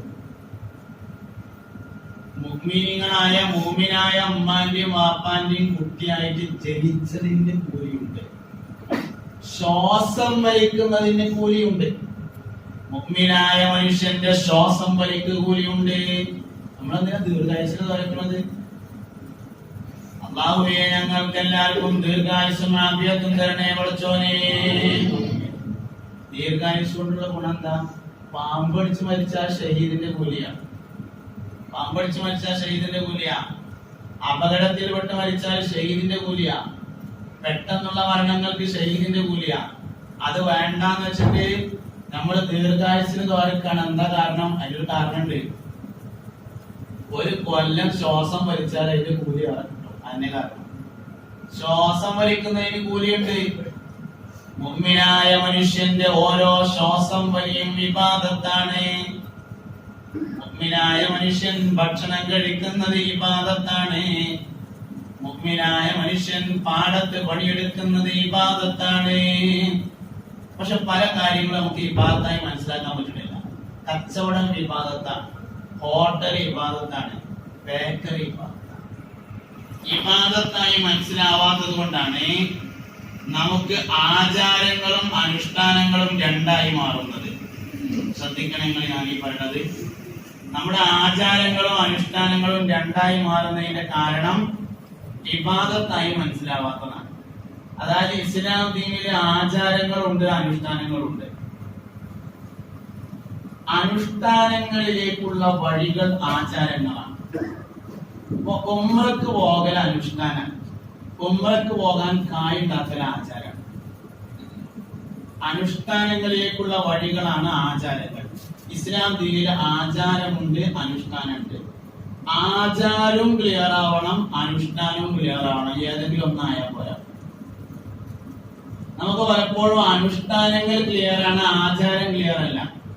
അതായത് സൂപ്പർ മാർക്കറ്റ് നടത്തുക, ചൈനയിൽ നിന്ന് സാധനം ഇറക്കിങ്ങാണ്ട് ജപ്പാന്റെ സ്റ്റിക്കർ ഒട്ടിച്ച് വെക്കുക, എന്നിട്ട് അതിന് പൈസ ഉണ്ടാക്കിയിട്ട് ഉംറക്ക് പോവുക. അനുഷ്ഠാനം ക്ലിയറായി, ആചാരം ചൈനയിലായി. ചൈനത്തെ സ്ഥാനത്തുമ്പോ ചൈനന്റെ സ്റ്റിക്കറാണ് ഒട്ടിക്കണ്ടത്, ജപ്പാന്റെ സ്ഥാനത്തുമ്പോ ജപ്പാന്റെ സ്റ്റിക്കറാണ് ഒട്ടിക്കണ്ടത്. ആചാരാനുഷ്ഠാനം തെറ്റാണത്. നല്ല നല്ല കാര്യങ്ങളാണ് ചെയ്യണത്, അതിന് പൈസ ഉണ്ടാക്കുന്നത് മോശമായ ഭാഗത്തിലൂടെ. 5 വക്തും പള്ളിക്ക് പോയി സ്കരിക്കും, സുബഹി ജമാഅത്തിന് പങ്കെടുക്കും, അത് കഴിഞ്ഞാണ്ട് ഇറങ്ങിയാണ്ട് ആൾക്കാർക്ക് പലിശക്ക് പൈസ കൊടുക്കുക, ചെറിയ പൈസകൾ ഇങ്ങനെ കൊടുക്കുക, മാസം മാസം പലിശ വീക്കുക, എന്നിട്ട് അതിന് സ്വതക്ക് കൊടുക്കുക, എന്നിട്ട് ബാക്കിയുള്ളതുകൊണ്ട് ഹജ്ജിന് പോവുക. അനുഷ്ഠാനം ക്ലിയറാണ്, ആചാരം ക്ലിയർ അല്ല. അനുഷ്ഠാനം ക്ലിയർ ആയാൽ പോരാ, ആചാരം ക്ലിയർ ആവണം. ആചാരം ക്ലിയർ ആയാൽ പോരാ, അനുഷ്ഠാനം ക്ലിയർ ആവണം. രണ്ടും ഉഷാറായിരിക്കണം. അപ്പോഴേ മനുഷ്യൻ നേരാവുള്ളൂ. ഭക്ഷണം കൊടുക്കുക എന്നത് ഇബാദത്താണ്. അറുക്കാത്ത കോഴിയായാലേ ആചാരം തെറ്റി. കോഴിപ്പിടിക്ക് ഫോൺ ചെയ്യല്ലേ, ഹലോ ചിക്കൻ സ്റ്റാളല്ലേ, ഞാൻ എന്ത് വരുന്നുണ്ട്, 5 മിനിറ്റ് കൊണ്ട് അവിടെ എത്തും. അപ്പോത്തിന് അത് ഫോണാക്കിയതാണ് ജോലി. അപ്പോത്തിന് 15 കിലോ കോഴി വെട്ടിയേക്കണമെന്ന് ഫോൺ എടുത്ത് തരുന്നത് ആവശ്യമുള്ളതാണല്ല. 15 മിനിറ്റ് അതായത് കോഴിപ്പീടിക്ക് വിളിക്കുകയാണ് ഫോണെ, ഞാൻ അങ്ങോട്ട് വരുന്നുണ്ട്, 5 മിനിറ്റ് കൊണ്ട് അവിടെ എത്തും. അപ്പോത്തിന് ഒരു 15 കിലോ കോഴി വെട്ടിയൊക്കെ കൊണ്ടുപോകും. 5 മിനിറ്റ് കൊണ്ട് 15 കിലോ കോഴി വെട്ടിയാൽ ജീവൻ പോകില്ല എന്നൊക്കെ. കഴുത്തിൽ കൂടി നല്ല മൂർച്ചയുള്ള കത്തിയോണ്ട് ഒരു വര മാത്രം ഉണ്ടാവും. എല്ലാ കോഴിക്കും ഓരോ വര. അറുത്ത കോഴിനെ വരാൻ പറ്റൂല, വരട്ട കോഴിനെ വരാൻ പറ്റൂല. പിന്നെ തോലൊളിച്ചിട്ട് ബാക്കി വലിയ റമ്മുണ്ടാവും, അതിലേക്ക് എറിയുമ്പോഴാണ് പകുതി ജീവൻ പോകുക. തോലൊളിച്ച് കഷ്ണം വെട്ടുമ്പോഴാണ് മുഴുവൻ ജീവൻ പോകുക. കുഴപ്പമൊന്നുമില്ല, അങ്ങനെയൊക്കെ ചെയ്താൽ പറ്റൂലെന്ന് ചോദിച്ചാൽ ചിലപ്പം പറ്റുവയ്ക്കാനും, പക്ഷെ ബർക്കത്ത് ഉണ്ടാവില്ല. ബർക്കത്ത് ഉണ്ടാവണമെങ്കിൽ അങ്ങനെയൊന്നും ചെയ്താൽ പറ്റൂല. ജായിസൊക്കെ തന്നെ ഇക്കാര്യം ദൂരെ വെച്ചുമ്പോ ജീവൻ പോയാൽ പോലെന്ന് ചോദിച്ചാല് മസലയൊക്കെ ഉണ്ടാവും, ചിലപ്പോ അതൊക്കെ പറ്റും. പക്ഷെ അത് അൺക്ലിയർ ആയ ആചാരങ്ങളല്ല. അനുഷ്ഠാനം ക്ലിയർ ആയാൽ പോലെ ആചാരം ക്ലിയർ ആവണം. നമ്മളിപ്പോ കുട്ടിനെ കെട്ടിക്കണം എന്ന് നമുക്ക് എല്ലാവർക്കും ആഗ്രഹമുണ്ട്. എല്ലാവർക്കും ആഗ്രഹമാണ് കുട്ടിനെ നല്ലവർക്ക് കെട്ടിക്കണം, നല്ലൊരു സ്വാലിഹായ ഭർത്താവിനെ കിട്ടണം, ഓരോ കുടുംബം നേരാവണം, അതിലെനിക്ക് കുട്ടികൾ ഉണ്ടാവണം, ഓരോ ഹാഫിങ്ങളാവണം. ഉദ്ദേശം പരിപാടികൾക്ക് കറക്റ്റാണ്. പക്ഷെ കുട്ടിനെ കെട്ടിക്കാൻ പൈസ ഉണ്ടാക്കണതോ? ഞാൻ അതൊന്നും വേണ്ട. കല്യാണത്തിന്റെ രാത്രി പെണ്ണിനെ തലയിൽ മുണ്ടിടാതെ മുല്ലപ്പൂ ചൂടിയിട്ട് പന്തലിൽ വരുന്ന എല്ലാവർക്കും നേത്ര വിചാരം കൊടുക്കാൻ ചെയ്യാൻ വേണ്ടി നിർത്തി കൊടുക്കലോ. ആചാരങ്ങൾ പലപ്പോഴും തെറ്റിട്ടുണ്ട്. അനുഷ്ഠാനത്തിൽ നമ്മൾ മുമ്പന്തിയിലാണ്. അനുഷ്ഠാനത്തിന് മുമ്പന്തിയിലാണ്. അനുഷ്ഠാനം വേണ്ട തന്നെയാണ്, പക്ഷെ ആചാരം ക്ലിയർ ആവണം. ഇസ്ലാമിൽ ആചാരങ്ങളും അനുഷ്ഠാനങ്ങളും അടങ്ങിയതാണ്. അത് രണ്ടും ക്ലിയർ ആയിരിക്കുക എന്നുള്ളത് പ്രത്യേകമായി ശ്രദ്ധിക്കേണ്ട കാര്യമാണ്. ഒരു കാര്യം ഞാൻ അങ്ങോട്ട് പറയാം. മക്കളെ നന്നാവാനുള്ള ഏറ്റവും അടിസ്ഥാന ഫോർമുല ഹലാലും ത്വയ്യിബുമായ ഭക്ഷണം കൊടുക്കുക എന്നുള്ളതാണ്. അവരെ സ്വർഗത്തിലെത്തുള്ളൂ. അതായത് ഭക്ഷണം ഹലാലായാൽ പോരാ, ഭക്ഷണം ത്വയ്യിബായിരിക്കണം. എല്ലാ ഹലാലും ത്വയ്യിബാവുകയില്ല. എല്ലാ ഹലാലും ത്വയ്യിബല്ല. എല്ലാ ത്വയ്യിബും ഹലാലാണ്. ഞാൻ പറഞ്ഞ നിങ്ങൾ ശ്രദ്ധിച്ചോ? എല്ലാ ഹലാലും എന്തല്ല? ത്വയ്യിബല്ല. എന്നാൽ എല്ലാ ത്വയ്യിബും ഹലാലാകുന്നു. അതുകൊണ്ട് ഭക്ഷണം ത്വയ്യിബായിരിക്കണം, എന്നാ ഹലാലായിരിക്കുള്ളൂ. ഹലാലായതുകൊണ്ട് മാത്രം കാര്യമില്ല. എന്താ ഹലാലും ത്വയ്യിബും തമ്മിലുള്ള വ്യത്യാസം? ഒരു സിമ്പിൾ ഉദാഹരണം പറയാം. ഞാനൊരു സ്ഥലക്കച്ചവടക്കാരനാന്ന് വിചാരിച്ചോളൂ. എനിക്ക് സ്ഥലക്കച്ചവടമാണ് പരിപാടി. ഞാൻ ഒരു 5-10 സെന്റ് സ്ഥലം വാങ്ങി. സെന്റിന് 5000 റുപ്യ വെച്ച് കിട്ടുന്നില്ല, എന്നാലും സങ്കല്പിച്ചോളൂ. 10 സെന്റ് സ്ഥലം സെന്റിന് 5000 റുപ്യ വെച്ച് വാങ്ങി. 50,000 റുപ്യ എന്റെ മുതലാണ്. എനിക്ക് ഇഷ്ടമുള്ള വിലക്ക് വിൽക്കാം. 1,00,000 വിൽക്കാം, 1.5 വിൽക്കാം, 2 വിൽക്കാം, 5 വിൽക്കാം. വേണ്ടവര് വാങ്ങിയാൽ മതി. ഇല്ല വാങ്ങേണ്ട അവിടെ പറഞ്ഞോട്ടെ. ആർക്കാ ചെയ്യണം? ഒരു ശേഖരമില്ല. വിറ്റു. 50,000 വാങ്ങിയ സാധനം 1,50,000 വിറ്റു. 1,00,000 റുപ്യ ലാഭപ്പെട്ട് ഹലാലാണ്. തൊയ്യിബാവണമെങ്കിൽ ഇതിന്റെ ഒറിജിനൽ വില വാങ്ങിയവൻ അറിയുമ്പോൾ അയാൾ അൽഹംദുലില്ലാഹ് 50,000 റുപ്യക്ക് 10 സെന്റ് സ്ഥലം വാങ്ങി. അതിന്റെ അതിര് കല്ലിട്ട് കെട്ടി വൃത്തിയാക്കി, ചുവന്ന മണ്ണിട്ട് ചോപ്പിച്ചു, നാടങ്ങൾ കുത്തി, മുരിങ്ങാക്കാര് കൊണ്ടുപോയി നാട്ടി, വാഴ വെച്ചു, അയിമേ കുരുമുളകിന്റെ വള്ളി കയറ്റി, പട്ടയുണ്ടായിരുന്നില്ല അത് ശരിയാക്കി, നികുതി അടച്ചു, സ്വന്തം പേരിൽ രജിസ്റ്റർ ചെയ്തു. ഒരാള് വന്നു, നിങ്ങളെ സ്ഥലം വിൽക്കണമെന്ന് ചോദിച്ചു. ആ വിൽക്കണം പറഞ്ഞു. എന്താ തരുന്നതെന്ന് ചോദിച്ചു. ഉള്ള കാര്യം പറയാലോ, ഞാൻ അത് സെന്റിന് 5,000 ആയിട്ട് 50,000 വാങ്ങിയതാണ്. ഈ കാണുന്ന രൂപത്തിൽ ഞാനത് ആക്കി. ചുവപ്പ് കളർ ഞാൻ 1,000 ആക്കിയതാണ്. കിണറ് ഞാൻ കുത്തിയതാണ്. ഈ കൃഷി ഞാൻ ഉണ്ടാക്കിയതാണ്. പേപ്പർ ഞാൻ ക്ലിയർ ആക്കിയതാണ്. സെന്റും 5,000 കിട്ടണം. 1,00,000 എനിക്ക് വാങ്ങിപ്പോ. ഓനൊന്ന് ആലോചിക്കട്ടെ എന്ന് പറഞ്ഞു പോയി. അമ്മോനോട് ചോദിച്ചു, അയൽവാസിനോട് ചോദിച്ചു. ചോദിച്ചവരൊക്കെ പറഞ്ഞു വാങ്ങിക്കാൻ മോനെ, നഷ്ടമില്ല, നല്ല സ്ഥലമാണ് എന്ന് പറഞ്ഞു. ഇങ്ങോട്ട് തന്നെ വന്നിട്ട് 25,000 റുപ്യ കയ്യിൽ തന്നിട്ട് പറഞ്ഞു, കുറിച്ചോളി, ബാക്കി ഞാൻ 2 ദിവസം കൊണ്ട് തരാം. സെന്റും അല്ല, മൊത്തത്തിൽ ഓന് സെന്റും 5,000 റുപ്യ കിട്ടി. ഇരട്ടി ലാഭമാണ്. പക്ഷെ അയാൾ അത് അറിഞ്ഞു കണ്ടാണ് വാങ്ങിയത്. ഈ കിട്ടിയ 50,000 റുപ്യ ഉണ്ടല്ലോ, അത് ത്വയ്യിബാണ്. അത് കുട്ടികൾക്ക് തിന്നാൻ കൊടുത്താൽ ഒരു സ്വാലിഹാവാൻ ഒരു ദ്വൈന്റെ ആവശ്യം ഉണ്ടാവില്ല. വരുന്നോളി വേണ്ടെന്നല്ല ഞാൻ പറഞ്ഞത്. ഇതാണ് ത്വയ്യിബായ സാധനം. ഇതിന് എല്ലാ കാര്യത്തിലും പരിശോധിച്ചോളി. ഏറ്റവും കൂടുതൽ മുതല് ത്വയ്യിബാകാതെ വരിക ഭക്ഷണ സാധനം വിൽപ്പന നടത്തുന്ന ആളുകൾക്കാണ്. ബേക്കറി, അച്ചാറുകട, ഹോട്ടല്, കൂൾബാറ് തുടങ്ങി ഭക്ഷണവുമായി ഇടപെടുന്ന ആളുകളാണ് ഏറ്റവും കൂടുതൽ ശ്രദ്ധിക്കേണ്ടത്. സ്വാലിഹായ ഒരു മനുഷ്യന്റെ ആമാശയത്തിലേക്ക് മ്ലേച്ഛമായ വസ്തുവിനെ കടത്തിവിട്ടാൽ അവന്റെ കുടുംബത്തിലേക്ക് മ്ലേച്ഛമായ സാധനം കൊണ്ടുവരും. അത് കുരുത്തക്കേടുള്ള മക്കളാണ്. സത്യം ഞാൻ ഈ പറഞ്ഞോ. ഞാൻ ഈ പറയുന്നത് ആരെയും ഉദ്ദേശിച്ചല്ല, എല്ലാവരെയും ഉദ്ദേശിച്ചാണ്, എല്ലാ മനുഷ്യന്മാരെയും ഉദ്ദേശിച്ചാണ്. അതായത് ഒരു സത്യം ഞങ്ങളോട് പറയാണ്, യത്തീമിന്റെ മുതൽ കൈവശം വെച്ചാല്, വഖഫ് മുതൽ കൈവശം വെച്ചാല്, അനന്തരം കൊടുക്കാൻ ബാക്കിയുള്ള മുതൽ കൈവശം വെച്ചാല്, ഈ 3 സംഭവം ഒരാൾക്കുണ്ടായാൽ, ഭാര്യയുടെ ആഭരണം ഇഷ്ടമില്ലാതെ എടുത്താല്, 4 മുതൽ ഒരാളുടെ കൈവശമുണ്ടെങ്കിൽ അവന്റെ മക്കളിൽ ബുദ്ധി വൈകല്യം, അംഗവൈകല്യം, ചിന്താപരമായ വൈകല്യം 3 പ്രതീക്ഷിക്കാം. ഞാൻ ഒന്നുകൂടി പറയാം. അനന്തരം കൊടുക്കാൻ ബാക്കിയുള്ള മുതല്, യത്തീമിന്റെ മുതല്, വഖഫ് മുതല്, സമ്മതമില്ലാതെ ഭാര്യയുടെ ആഭരണം എടുത്തത്, 4 സാധനം ഒരാളുടെ കൈവശമുണ്ടെങ്കിൽ അവന്റെ മക്കളിൽ ബുദ്ധി വൈകല്യം, അംഗവൈകല്യം, ചിന്താപരമായ വൈകല്യം 3 പ്രതീക്ഷിക്കാം. ചിന്താപരമായ വൈകല്യം എന്ന് പറഞ്ഞാൽ എന്താ? പാപ വെച്ചെടുക്കുമ്പോ ഖുർആനോദണ്ടാന്ന് പറയും. പാപ വെച്ചെടുക്കുമ്പോ ഖുർആനോദണ്ടാന്ന് പറയും. ഇവിടെ ഓതാൻ പറ്റൂല എന്ന് പറയും. വാസ്തവത്തിൽ ബുദ്ധിയുള്ള ഏത് മനുഷ്യനെ ആലോചിച്ചാൽ അറിയും പരമാവധി എന്താ ഉണ്ടാകുക? ഓദ്യ ഖുർആന്റെ സാബ് വാപ്പാക്ക് കിട്ടൂലെന്നുള്ള ഓദ്യനെ ഏതായാലും കിട്ടുമല്ലോ. അതിലാർക്കും തർക്കമില്ലല്ലോ. ഓദ്യ ആൾക്ക് കിട്ടുന്നില്ല, ആർക്കും തർക്കമില്ല. തർക്കം എന്തിനേ ഉണ്ടാവുള്ളൂ? മരിച്ച വാപ്പാക്ക് കിട്ടുമോ കിട്ടൂലേ, അതിലല്ലേ തർക്കത്തിന് സാധ്യതയുള്ളൂ. എന്തിനാ പോകണ്ടാന്ന് നിൽക്കണേ?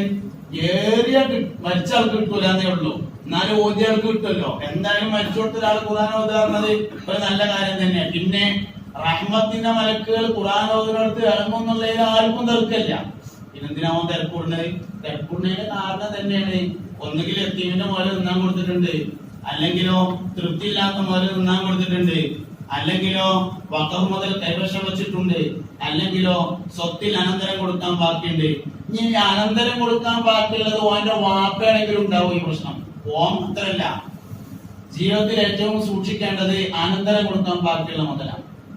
ആ സാധനം കൈവശം വെക്കാൻ പാടില്ല. എത്ര അധ്വാനിച്ചിട്ടും ഗുണം ഉണ്ടാവില്ല, മക്കൾ കേട്ട്. അതുകൊണ്ട് ഈ വിഷയം നല്ലോണം ശ്രദ്ധിക്കേണ്ട കാര്യമാണ്. സാന്ദർഭികമായി പറഞ്ഞു എന്നേ ഉള്ളൂ. നമ്മളൊക്കെ നമ്മളെ കുട്ടികൾക്ക് വേണ്ടിയിട്ടാണ് ഈ അധ്വാനിക്കുന്നത്. ഒരവസാനം കേടുന്ന പിന്നെ എന്താ നമ്മൾ ചെയ്യാം? മക്കൾക്ക് വേണ്ടിയിട്ടാണ് നമ്മളെല്ലാവരും അധ്വാനിക്കുന്നത്. ഇത് നമ്മൾ ഒരുപാട് അധ്വാനിച്ചുണ്ടാക്കി അവസാനം അവര് കേടുന്നാൽ അത് മനുഷ്യന്റെ വലിയൊരു ആഘാതം തന്നെയാണ്. അതുകൊണ്ട് വളരെയധികം സൂക്ഷിക്കണം. എങ്ങനെയും പൈസ ഉണ്ടാക്കിയാൽ ഓന്റെ കുട്ടികൾ ഓൻ ഉപകാരപ്പെടില്ല. കണ്ണൻ ചേർത്തെടുത്തിട്ട് അങ്ങാടി കൂടെ തെണ്ടിയിട്ട് കിട്ടുന്ന മുതലാണ് ഹലാലും തൊയ്യുമെങ്കിൽ അതാണ് ആളുകളെ പറ്റിച്ച് പൈസ ഉണ്ടാക്കുന്നതിനേക്കാൾ നല്ലത്. ചേർത്തെടുത്തിട്ട് ഇങ്ങനെ അങ്ങാടി കൂടെ ഇങ്ങനെ കാട്ടിയിട്ട് ഓരോ റുപ്യ വാങ്ങി എന്നാൽ കിട്ടുന്നൊരു മുതല്, അതാണ് ജനങ്ങളെ പറ്റിക്കുന്നതിനേക്കാൾ നല്ല മുതല്. അവർ എപ്പോഴും മുതല് ഹലാലും തൊയ്യുമായിരിക്കാൻ വേണ്ടി സൂക്ഷിക്കേണ്ടതാണ്. ഞാൻ പറഞ്ഞു വരുന്നത് സ്വർഗവുമായി ബന്ധപ്പെട്ട കൽബി നമുക്ക് എപ്പോഴും ഉണ്ടാകണം. എന്തിനാ കുട്ടികള് സ്വർഗത്തിൽ പോകുമ്പോ കൈമ പിടിക്കാന്? എന്തിനാ ഭാര്യ സ്വർഗത്തിലേണയായി വരാന്? എന്തിനാ നോലുമ്പ് സ്വർഗത്തിലേക്ക് റയ്യാൻ വാതിലുമ കൂടെ ചാടിക്കയറാന്? എന്തിനാ നിസ്കാരം സ്വർഗത്തിലേക്ക് പോകാന്? എന്തിനാ സക്കാത്ത് സ്വർഗത്തിലേക്ക് പോവാന്? ഇവിടെയുള്ള എല്ലാ അമലുകൾക്കും നമുക്ക് അല്ലാഹു തആല കൂലി പറഞ്ഞത് സ്വർഗത്തിലാണ്. ഒരാളൊരു തിന്മ ചെയ്താൽ അതിന് 1 ശിക്ഷയുള്ളൂ. ഒരാളൊരു നന്മ ചെയ്താൽ അതിന് 10 കൂലിയുണ്ട്. അൽഹസനതു ബിഅശ്രി അംസാലിഹാ ഹബീബുനാ റസൂലുള്ളാഹി.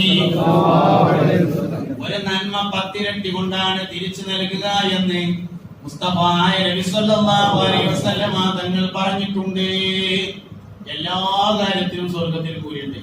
നഖം വെട്ടണതിന് കൂലിയുണ്ട്, കുളിക്കണതിന് കൂലിയുണ്ട്, രാവിലെ എഴുന്നേറ്റ് പല്ല് വെക്കുന്നതിന് കൂലിയുണ്ട്, തുണി കൊപ്പായ വിസ്തരിടുന്നതിന് കൂലിയുണ്ട്, നല്ല വസ്ത്രം ധരിക്കുന്നതിന് കൂലിയുണ്ട്. അള്ളാഹു ഭംഗിയുള്ളവനും അവൻ ഭംഗിയെ ഇഷ്ടപ്പെടുന്നവനുമാണ് എന്ന് ഹബീബുനാ റസൂലുള്ളാഹി സ്വല്ലല്ലാഹു അലൈഹി വസല്ലം തങ്ങൾ പഠിപ്പിച്ചിരിക്കുന്നു. ഭാര്യയുമായി ഇണചേരുന്നതിന് കൂലിയുണ്ട്. അക്കാരണത്താൽ അവന്റെ എല്ലാ ചെറുദോഷങ്ങളും പൊറുക്കപ്പെടുന്നതാണെന്ന് മുഹമ്മദ് നബി. ഉമ്മാക്ക് ഫോൺ ചെയ്താൽ കൂലിയുണ്ട്, പാപ്പാക്ക് ഫോൺ ചെയ്താൽ കൂലിയുണ്ട്. ഭക്ഷണം കഴിക്കുമ്പോ ഭാര്യയുടെ വായിലേക്ക് ഒരു ഉരുള ഭക്ഷണം വെച്ചു കൊടുത്താൽ അതിനും നിന്റെ റബ്ബ് നിനക്ക് കൂലി നൽകുന്നതാണ് എന്ന് ഹബീബുനാ റസൂലുള്ളാഹി. ദേഷ്യം കടിച്ചൊതുക്കിയാൽ കൂലിയുണ്ട്, അക്രമിക്ക് മാപ്പ് നൽകിയാൽ കൂലിയുണ്ട്. ആലോചിക്കേണ്ട കേസാണ്. ഒരുപാട് സംഭവങ്ങൾ നമ്മൾ കുറെ കാര്യങ്ങൾ അറിഞ്ഞുകൊണ്ട് കാര്യമില്ല, ഒക്കെ നമ്മുടെ ജീവിതത്തിൽ വല്ല ബന്ധമുണ്ടോ നോക്കണം. അതിനെ കാര്യം അധിപസ്ഥാന്റെ അടുത്ത് ഇരിക്കുമ്പോ പലപ്പോഴും പല ആൾക്കാർ വരും, അവിടെ അത്ര പൈസ തരാണ്ട്, ഇവിടെ അത്ര പൈസ തരാണ്ട്, അങ്ങനെ ഉണ്ട് ഇങ്ങനെ ഉണ്ട്, കുറെ പൈസ കണക്ക് പറയും. പലപ്പോഴും ഞാൻ കേട്ടിട്ടുണ്ട്, അപ്പൊ ഉസ്താദ് ചോദിക്കും അയാൾക്ക് തരാനുള്ള വല്ല വൈദ്യം ഉണ്ടോ എന്ന് ചോദിക്കും. ഇല്ല, അയാൾക്ക് തരാനുള്ള വൈദ്യൊന്നുമില്ല, അയാൾ ആകെ പൊളിഞ്ഞു പോന്നിട്ടുണ്ട്. എന്നാ പിന്നെ ഞങ്ങളുടെ കാട്ടുകാരി വെക്കാൻ വന്നാണ് ഞാൻ. അപ്പൊ ഇങ്ങനെ ഉസ്താദ് ഉണ്ടായിരുന്നപ്പോ പറയും, ഇനിയിപ്പോ നമുക്ക് അത് ആകെ മത്സരം അയാൾ തന്നു വെച്ചോ, മത്സരം എന്നുള്ളപ്പോ കിട്ടുക, മത്സരം പോലെ തന്നാൽ ഇപ്പൊ നമ്മളെന്താ അപ്പൊ കാട്ടാന്ന് ഉത്തരമില്ലാത്തൊരു ചോദ്യമാണ്. നമുക്ക് ഒരാൾ കുറെ പൈസ തരാണ്ട്, ഈ മത്സരം തന്നിട്ട് പോകുന്നുണ്ടാ കാട്ടും. ഉസ്താദ് പറയുന്ന ഒരു മറുപടി, നീ അയാൾക്ക് അത് തരാൻ കഴിയില്ലെങ്കിൽ നീ അത് സ്വതത്തയാക്കി കൊടുത്താൽ അയാളെ കൊണ്ട് കുടുങ്ങില്ല, അനക്കതിന്റെ കൂലി കൊടുക്കുകയും ചെയ്യും.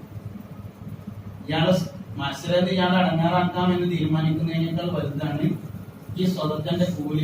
ഈ സ്വതക്കന്റെ കൂലിയെ കുറിച്ച് നമുക്ക് പലപ്പോഴും അറിയില്ല. സ്വതക്ക് ഭയങ്കര കൂലിയാണ്.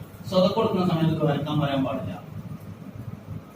സ്വതക്ക് കൊടുക്കുമ്പോൾ ഒരാൾ വരക്കാൻ പറയാൻ പാടില്ല. കാരണം സ്വതക്കന്റെ കൂലി ദ്വയനേക്കാൾ എത്രയോ വലുതാണ്. എന്തിനാ കുറക്കേണ്ട ആവശ്യം? സ്വതക്ക എന്ന് പറഞ്ഞ് കൊടുക്കും വേണ്ട, സ്വതക്കയേക്കാൾ നല്ലത് ഹദിയയാണ്. നല്ലത് എന്തിനാ മോശാക്കേണ്ട ആവശ്യം? സ്വതക്ക, ഹദിയ, ഹിബത്ത്, സക്കാത്ത്, വെറുതെ കൊടുക്കണം മുതൽ 4 എണ്ണം. വെറുതെ കൊടുക്കണം മുതൽ 4 എണ്ണാണ്.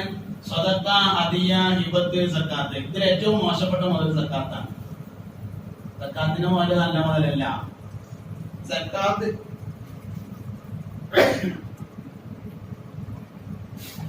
സക്കാത്ത് കിട്ടിയിട്ട് ഒരാളെ മുതലാളിയാകാൻ ഉണ്ടാവില്ല. സക്കാത്ത് വാങ്ങിയിട്ട് ഒരാളെ മുതലാളിയാകാന്നുള്ള ഉണ്ടാവില്ല. സക്കാത്ത് നല്ല മുതലാളി തങ്ങന്മാർക്ക് കൊടുക്കാൻ പറയില്ലേ, കൊടുക്കാൻ പാടില്ല എന്നല്ല പറഞ്ഞത്. അത് നല്ല മുതലല്ല. സക്കാത്ത് കിട്ടണമെന്നോരും ആഗ്രഹിക്കരുത്. അല്ലാഹുവേ എനിക്ക് സക്കാത്ത് വാങ്ങേണ്ട ഒരവസ്ഥ വരുത്തരുത് റബ്ബേ എന്ന് ദുആ ചെയ്താൽ സക്കാത്ത് കൊടുക്കാൻ അല്ലാഹു അവസരം നൽകും. അല്ലാഹു നമുക്ക് എല്ലാവർക്കും സക്കാത്ത് കൊടുക്കാനുള്ള അവസരം തരട്ടെ. ധാരാളം സക്കാത്ത് കൊടുക്കാൻ, ധാരാളം സ്വതക്ക കൊടുക്കാൻ, ധാരാളം ഹിബത്തും ഹദിയയും കൊടുക്കാൻ അല്ലാഹു നമുക്ക് അവസരം നൽകട്ടെ. സക്കാത്ത് വാങ്ങാനുള്ള അവസരം ഉണ്ടാവണ്ട, നല്ലതല്ല. സക്കാത്തിന്റെ മാല വാങ്ങിയിട്ട് ഒരാൾ മുതലാളിയാകാന്നുള്ള ഉണ്ടാവില്ല. സക്കാത്തിന്റെ മാല കൊണ്ട് പെരപ്പണി തീരാന്നുള്ള ഉണ്ടാവില്ല. തീർന്നാൽ തന്നെ അത് വലിയ സുഖം ഉണ്ടാവില്ല. കാരണം സക്കാത്തിന്റെ മുതൽ നല്ല മുതലല്ല. വെറുതെ കിട്ടുന്ന മുതലിൽ ഏറ്റവും താഴ്ന്ന സ്റ്റേജിലാണ് സക്കാത്തുള്ളത്. അതിന്റെ തൊട്ടു മേലെയാണ് സ്വതക്ക ഉള്ളത്. സ്വതക്ക ആവശ്യമുള്ള ഒരാളെ ചോദിച്ചാൽ കൊടുക്കുക, അല്ലെങ്കിൽ കണ്ടറിഞ്ഞു കൊടുക്കുക, അതാണ് സ്വതക്ക. അതിന്റെ മേലെയാണ് ഈ ഹിബത്ത് എന്ന് പറയുന്നത്. ഓശാരം, വെറുതെ കൊടുക്കുന്ന മുതല്. ഏറ്റവും ടോപ്പിൽ നിൽക്കുന്നത് ഹദിയയാണ്, സമ്മാനം. ഒരാൾക്ക് എന്ത് കൊടുക്കുകയാണെങ്കിലും ഹദിയ എന്ന് പറഞ്ഞാൽ കൊടുക്കണ്ടേ. എന്തിനാ വാങ്ങണോ നമ്മൾ മോശമാക്കേണ്ട ആവശ്യം? നമ്മളൊറ്റ വാക്കുകൊണ്ട് ആ മുതല് വലിയ ഉന്നത സ്ഥാനമുള്ള പൈസ ഞാൻ ഈ തരുന്നത് ഹദിയാണ് എന്ന് പറയാ ചിന്തിക്കുക, അത്രേ വേണ്ടുള്ളൂ. അപ്പൊ ആർക്ക് എന്ത് കൊടുക്കുകയാണെങ്കിലും ഹദിയായിട്ട് കൊടുക്കണം. നമ്മൾ ഹദിയ കൊടുക്കുന്ന സമയത്ത് ദ്വാരക്കാൻ പറയണ്ട. കാരണം ഈ കൊടുത്തതിന്റെ കൂലിയായിട്ട് ദ്വാ ചോദിച്ചാൽ ഇതിന്റെ കൂലി ദ്വായിൽ പരിമിതപ്പെട്ടു. വാസ്തവത്തിൽ ഹദിയയുടെയും സ്വതക്കയുടെയും കൂലി ദ്വായുടെ എത്രയോ മേലെയാണ്. നിയ്യത്ത് വെച്ചാൽ മതിയല്ലോ, ഞാൻ ഇന്ന ആവശ്യത്തിനായി കൊടുക്കണമെന്ന് മനസ്സിലുണ്ടായാൽ മതി. എന്തിനാ അവരോട് ദ്വാരക്കാൻ പറയേണ്ട ആവശ്യം? ദ്വാരക്കാൻ പറയാത്തന്നെ ആവശ്യം നടക്കുമല്ലോ, പിന്നെ ചെയ്യേണ്ട ആവശ്യമില്ലല്ലോ. അതുകൊണ്ട് കാര്യങ്ങൾ നമ്മൾ നല്ലോണം മനസ്സിലിട്ടാം. കൂടുതൽ കൂലിയുള്ള കാര്യങ്ങൾ കൂലി നഷ്ടപ്പെടുത്തരുത്. ഇതിന്റെ ഒരുപാട് സാധനങ്ങളുണ്ട് നമ്മുടെ ജീവിതത്തിൽ. നമ്മൾ ചെയ്യുന്ന കുറെ കാര്യങ്ങൾ. അത് നിസ്കരിക്കാൻ വേണ്ടി നമ്മൾ പള്ളിയിൽ പോയി തല വളർത്ത് നിസ്കരിച്ചാല് 25 നിസ്കാരത്തിന്റെ കൂലി കിട്ടും. 25 നിസ്കാരം. വെള്ളിയാഴ്ച ചുമയാണെങ്കിൽ 70 ചുമന്റെ കൂലി കിട്ടും. ഒരു ചെലവില്ല. ഒരു ചെറിയ തൊപ്പി, തൊപ്പി എല്ലാവരും വാങ്ങണം കേട്ടോ. ഒന്നുള്ളവര് 3 എണ്ണം വാങ്ങണം, ഇല്ലാത്തവര് 1 വാങ്ങണം, ഒന്നുള്ളവര് 3 എണ്ണം. അതെന്താ 3 എണ്ണം? ഞങ്ങൾക്ക് 3 തൊപ്പി ഉണ്ടായിരുന്നു, അതിന്റെ കാരണമില്ല. വേറെന്താ നമുക്ക് കാരണം വേണ്ടേ? ഉണ്ടായിരുന്നു നബിക്ക് തൊപ്പികൾ 3, അത് 3 സൈസിൽ ഉള്ളതായി പറയുന്നു. കെട്ടിന്റെ ശ്രദ്ധതയുണ്ട് തൊപ്പിയിലെന്ന് ബിറിയത്ത് 3-ാം ഭാഗമിൽ പറയുന്നു. ഉണ്ടായിരുന്നു നബിക്ക് തൊപ്പികൾ 3, അത് 3 സൈസിൽ ഉള്ളതായി പറയുന്നു. അങ്ങനെ തന്നെ ചെയ്യണം. അതാണ് ഇത്തിബാഅ്. 3 തൊപ്പി വേണം, 3 സൈസിൽ ഉള്ളതായിരിക്കണം. ഇല്ലാത്തവർ ആദ്യം 1 വാങ്ങുക, പിന്നെ കുറച്ച് കഴിഞ്ഞിട്ട് ഒന്നുകൂടി വാങ്ങുക, കുറച്ച് കഴിഞ്ഞ് ഒന്നുകൂടി വാങ്ങുക, 3 സൈസ് ആകുക. അപ്പോൾ ഇത്തിബാഇനെ നിയത്ത് ചെയ്യാം. ഇങ്ങനെയൊക്കെ ഈ കൂലി ഉണ്ടാക്കാറുണ്ട്. കൂലി ഉണ്ടാക്കാന്നുള്ളത് ഇങ്ങനെയൊക്കെയാണ്. ചെറിയ ചെറിയ കാര്യങ്ങളെ കൊണ്ട് വലിയ ദർജ കിട്ടും. ചെറിയ കാര്യം കൊണ്ട് വലിയ ദർജ കിട്ടും. അല്ലാഹുവിന്റെ റസൂൽ പറഞ്ഞു, അബൂബക്കർ സിദ്ദീഖേ, ആ 120 അടയാളങ്ങളും നിങ്ങളിൽ കാണാനുണ്ട് സിദ്ദീഖേ. സിദ്ദീഖ് റളിയല്ലാഹു പള്ളിയിൽ വരാൻ കുറച്ച് സമയം നേരം വൈകിയാൽ മഹാനവറുകൾ സാധാരണ ഇരിക്കാറുള്ള സ്ഥലത്തേക്ക് മറ്റൊരാൾക്കാർ ഇരിക്കുമായിരുന്നില്ല. തോന്നൂലാണ്ട് കാര്യമിരിക്കാൻ, വേറെ കാര്യക്കാൻ തോന്നൂല. അതാണ് സിദ്ദീഖ് റളിയല്ലാഹുവിന്റെ മഹത്വം. ആ പോരിശ ഒരാൾക്ക് കിട്ടാൻ പൊതുണ്ടാക്കി കഴിഞ്ഞിട്ട് വരണ മതി. التاجر الصدوق الأمين مع النبيين والصديقين حبيبنا رسول الله. വിശ്വസ്തനും സത്യസന്ധനുമായ കച്ചവടക്കാരൻ അമ്പിയാക്കളോടും സുദ്ദീഖീങ്ങളോടും ഒപ്പമായിരിക്കുമെന്ന് മുഹമ്മദ് നബി. കച്ചവടത്തിൽ 2 ഗുണങ്ങൾ വേണം. 1 വിശ്വസ്തത, 2 സത്യസന്ധത. വിശ്വസ്തത വേറെയാണ്, സത്യസന്ധത വേറെയാണ്. അതുകൊണ്ടാണ് മുസ്തഫ നബി സല്ലല്ലാഹു അലൈഹി വസല്ലം 2 പറഞ്ഞത്. അല്ലെങ്കിൽ 1 പറയുള്ളൂ. നബി വെറുതെ വർത്താനം പറയുന്ന ആളല്ല. നബി സല്ലല്ലാഹു അലൈഹി വസല്ലം വെറുതെ വർത്താനം പറയുന്ന ആളല്ല. അവ 2 പറഞ്ഞാൽ 2 വേറെ തന്നെയാണ്. വിശ്വസ്തത വേറെയാണ്, സത്യസന്ധത വേറെയാണ്. കച്ചവടത്തിൽ ഏതെങ്കിലും 1 പോരാ, കച്ചവടത്തിൽ 2 വേണം. വിശ്വസ്തതയും വേണം, സത്യസന്ധതയും വേണം. എന്നാൽ സിദ്ദീഖ് റളിയല്ലാഹു അൻഹുവിന്റെ കൂടെ സ്വർഗ്ഗത്തിൽ പോകാം. ചെറിയ ചെറിയ കാര്യങ്ങൾ ശ്രദ്ധിച്ചാൽ നമുക്ക് സ്വർഗ്ഗത്തിൽ വേഗം എത്താം. വഴിയുള്ള എല്ലാ സ്ഥലത്തും പോയിട്ടുണ്ടാവും. എവിടത്തൊക്കെ വഴിയുണ്ടോ അവർക്കൊക്കെ എളുപ്പമുണ്ട്. സ്വർഗത്തിക്ക് വഴിയുണ്ട്, അതുകൊണ്ട് സ്വർഗത്തിനല്ല. ഫർദായ കാര്യങ്ങൾ നിർബന്ധമായും ചെയ്യാം. അല്ലാതെ നമ്മൾ ചെയ്യുന്ന കുറച്ച് കാര്യം ഉണ്ടാവും, അതൊന്നും ഓർഡറിലാക്കാം. ചോറ് വയ്ക്കുമ്പോൾ നിയ്യത്ത് വെക്കാം. പഠിച്ചോനെ, ഞാൻ ഇബാദത്തിന് ശക്തി കിട്ടാനാണ് ചോറ് വയ്ക്കുന്നത്. ഉറങ്ങുമ്പോ നിയ്യത്ത് വെക്കുക, അല്ലാഹുവേ എന്റെ മക്കളുടെ ജീവിതവും അവരുടെ ചെലവുകളും അവരുടെ ജീവിതത്തിന് ആവശ്യമായ സമ്പത്തുണ്ടാക്കലും എന്റെ മേൽ നിർബന്ധമായ കാര്യമാണല്ലോ റബ്ബേ.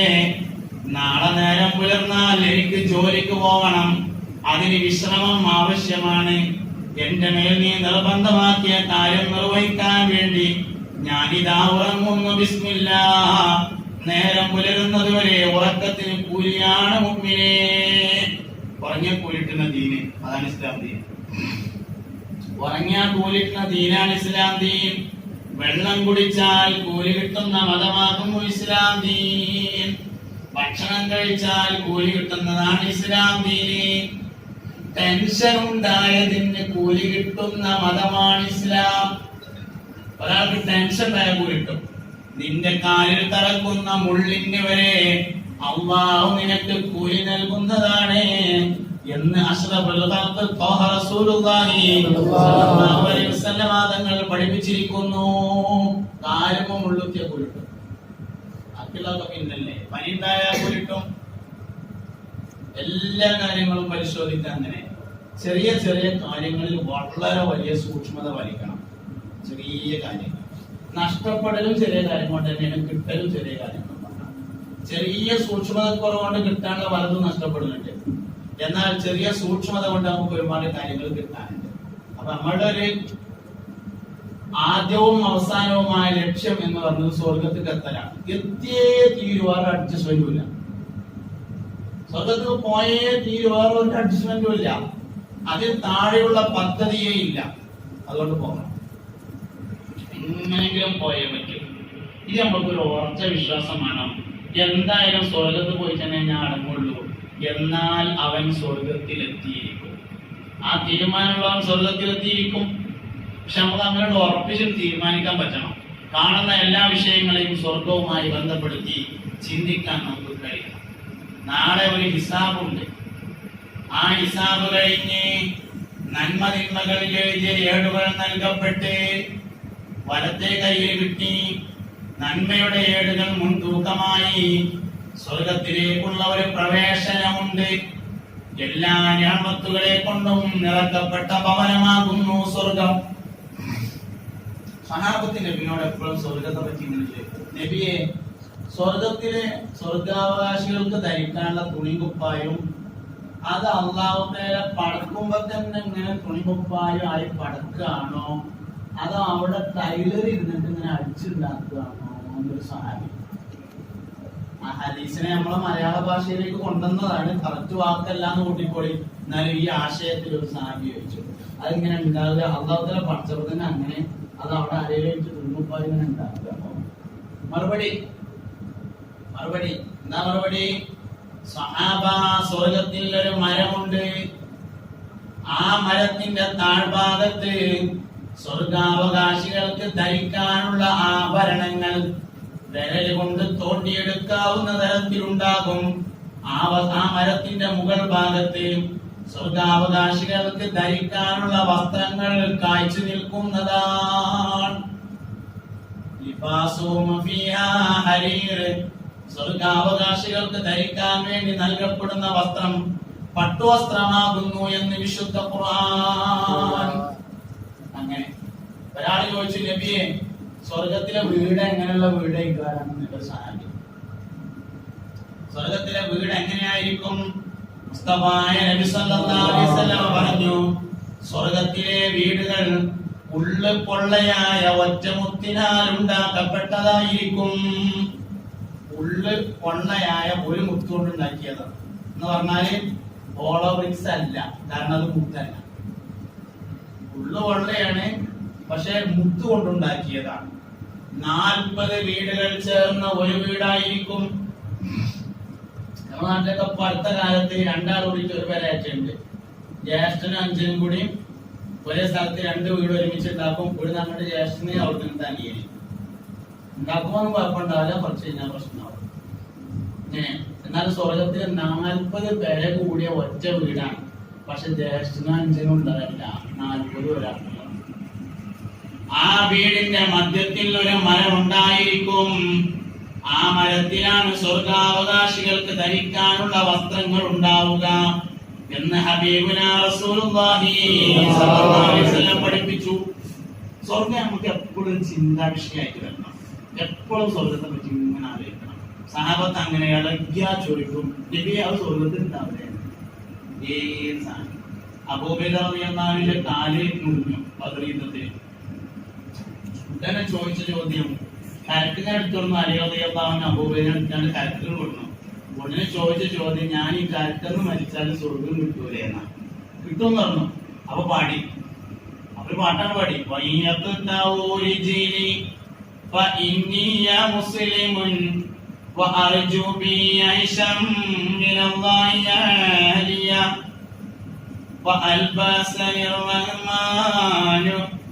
من فضل مني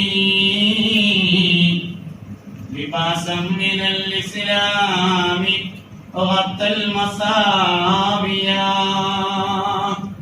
سيدنا أبو بكر الجراح رضي الله عنه.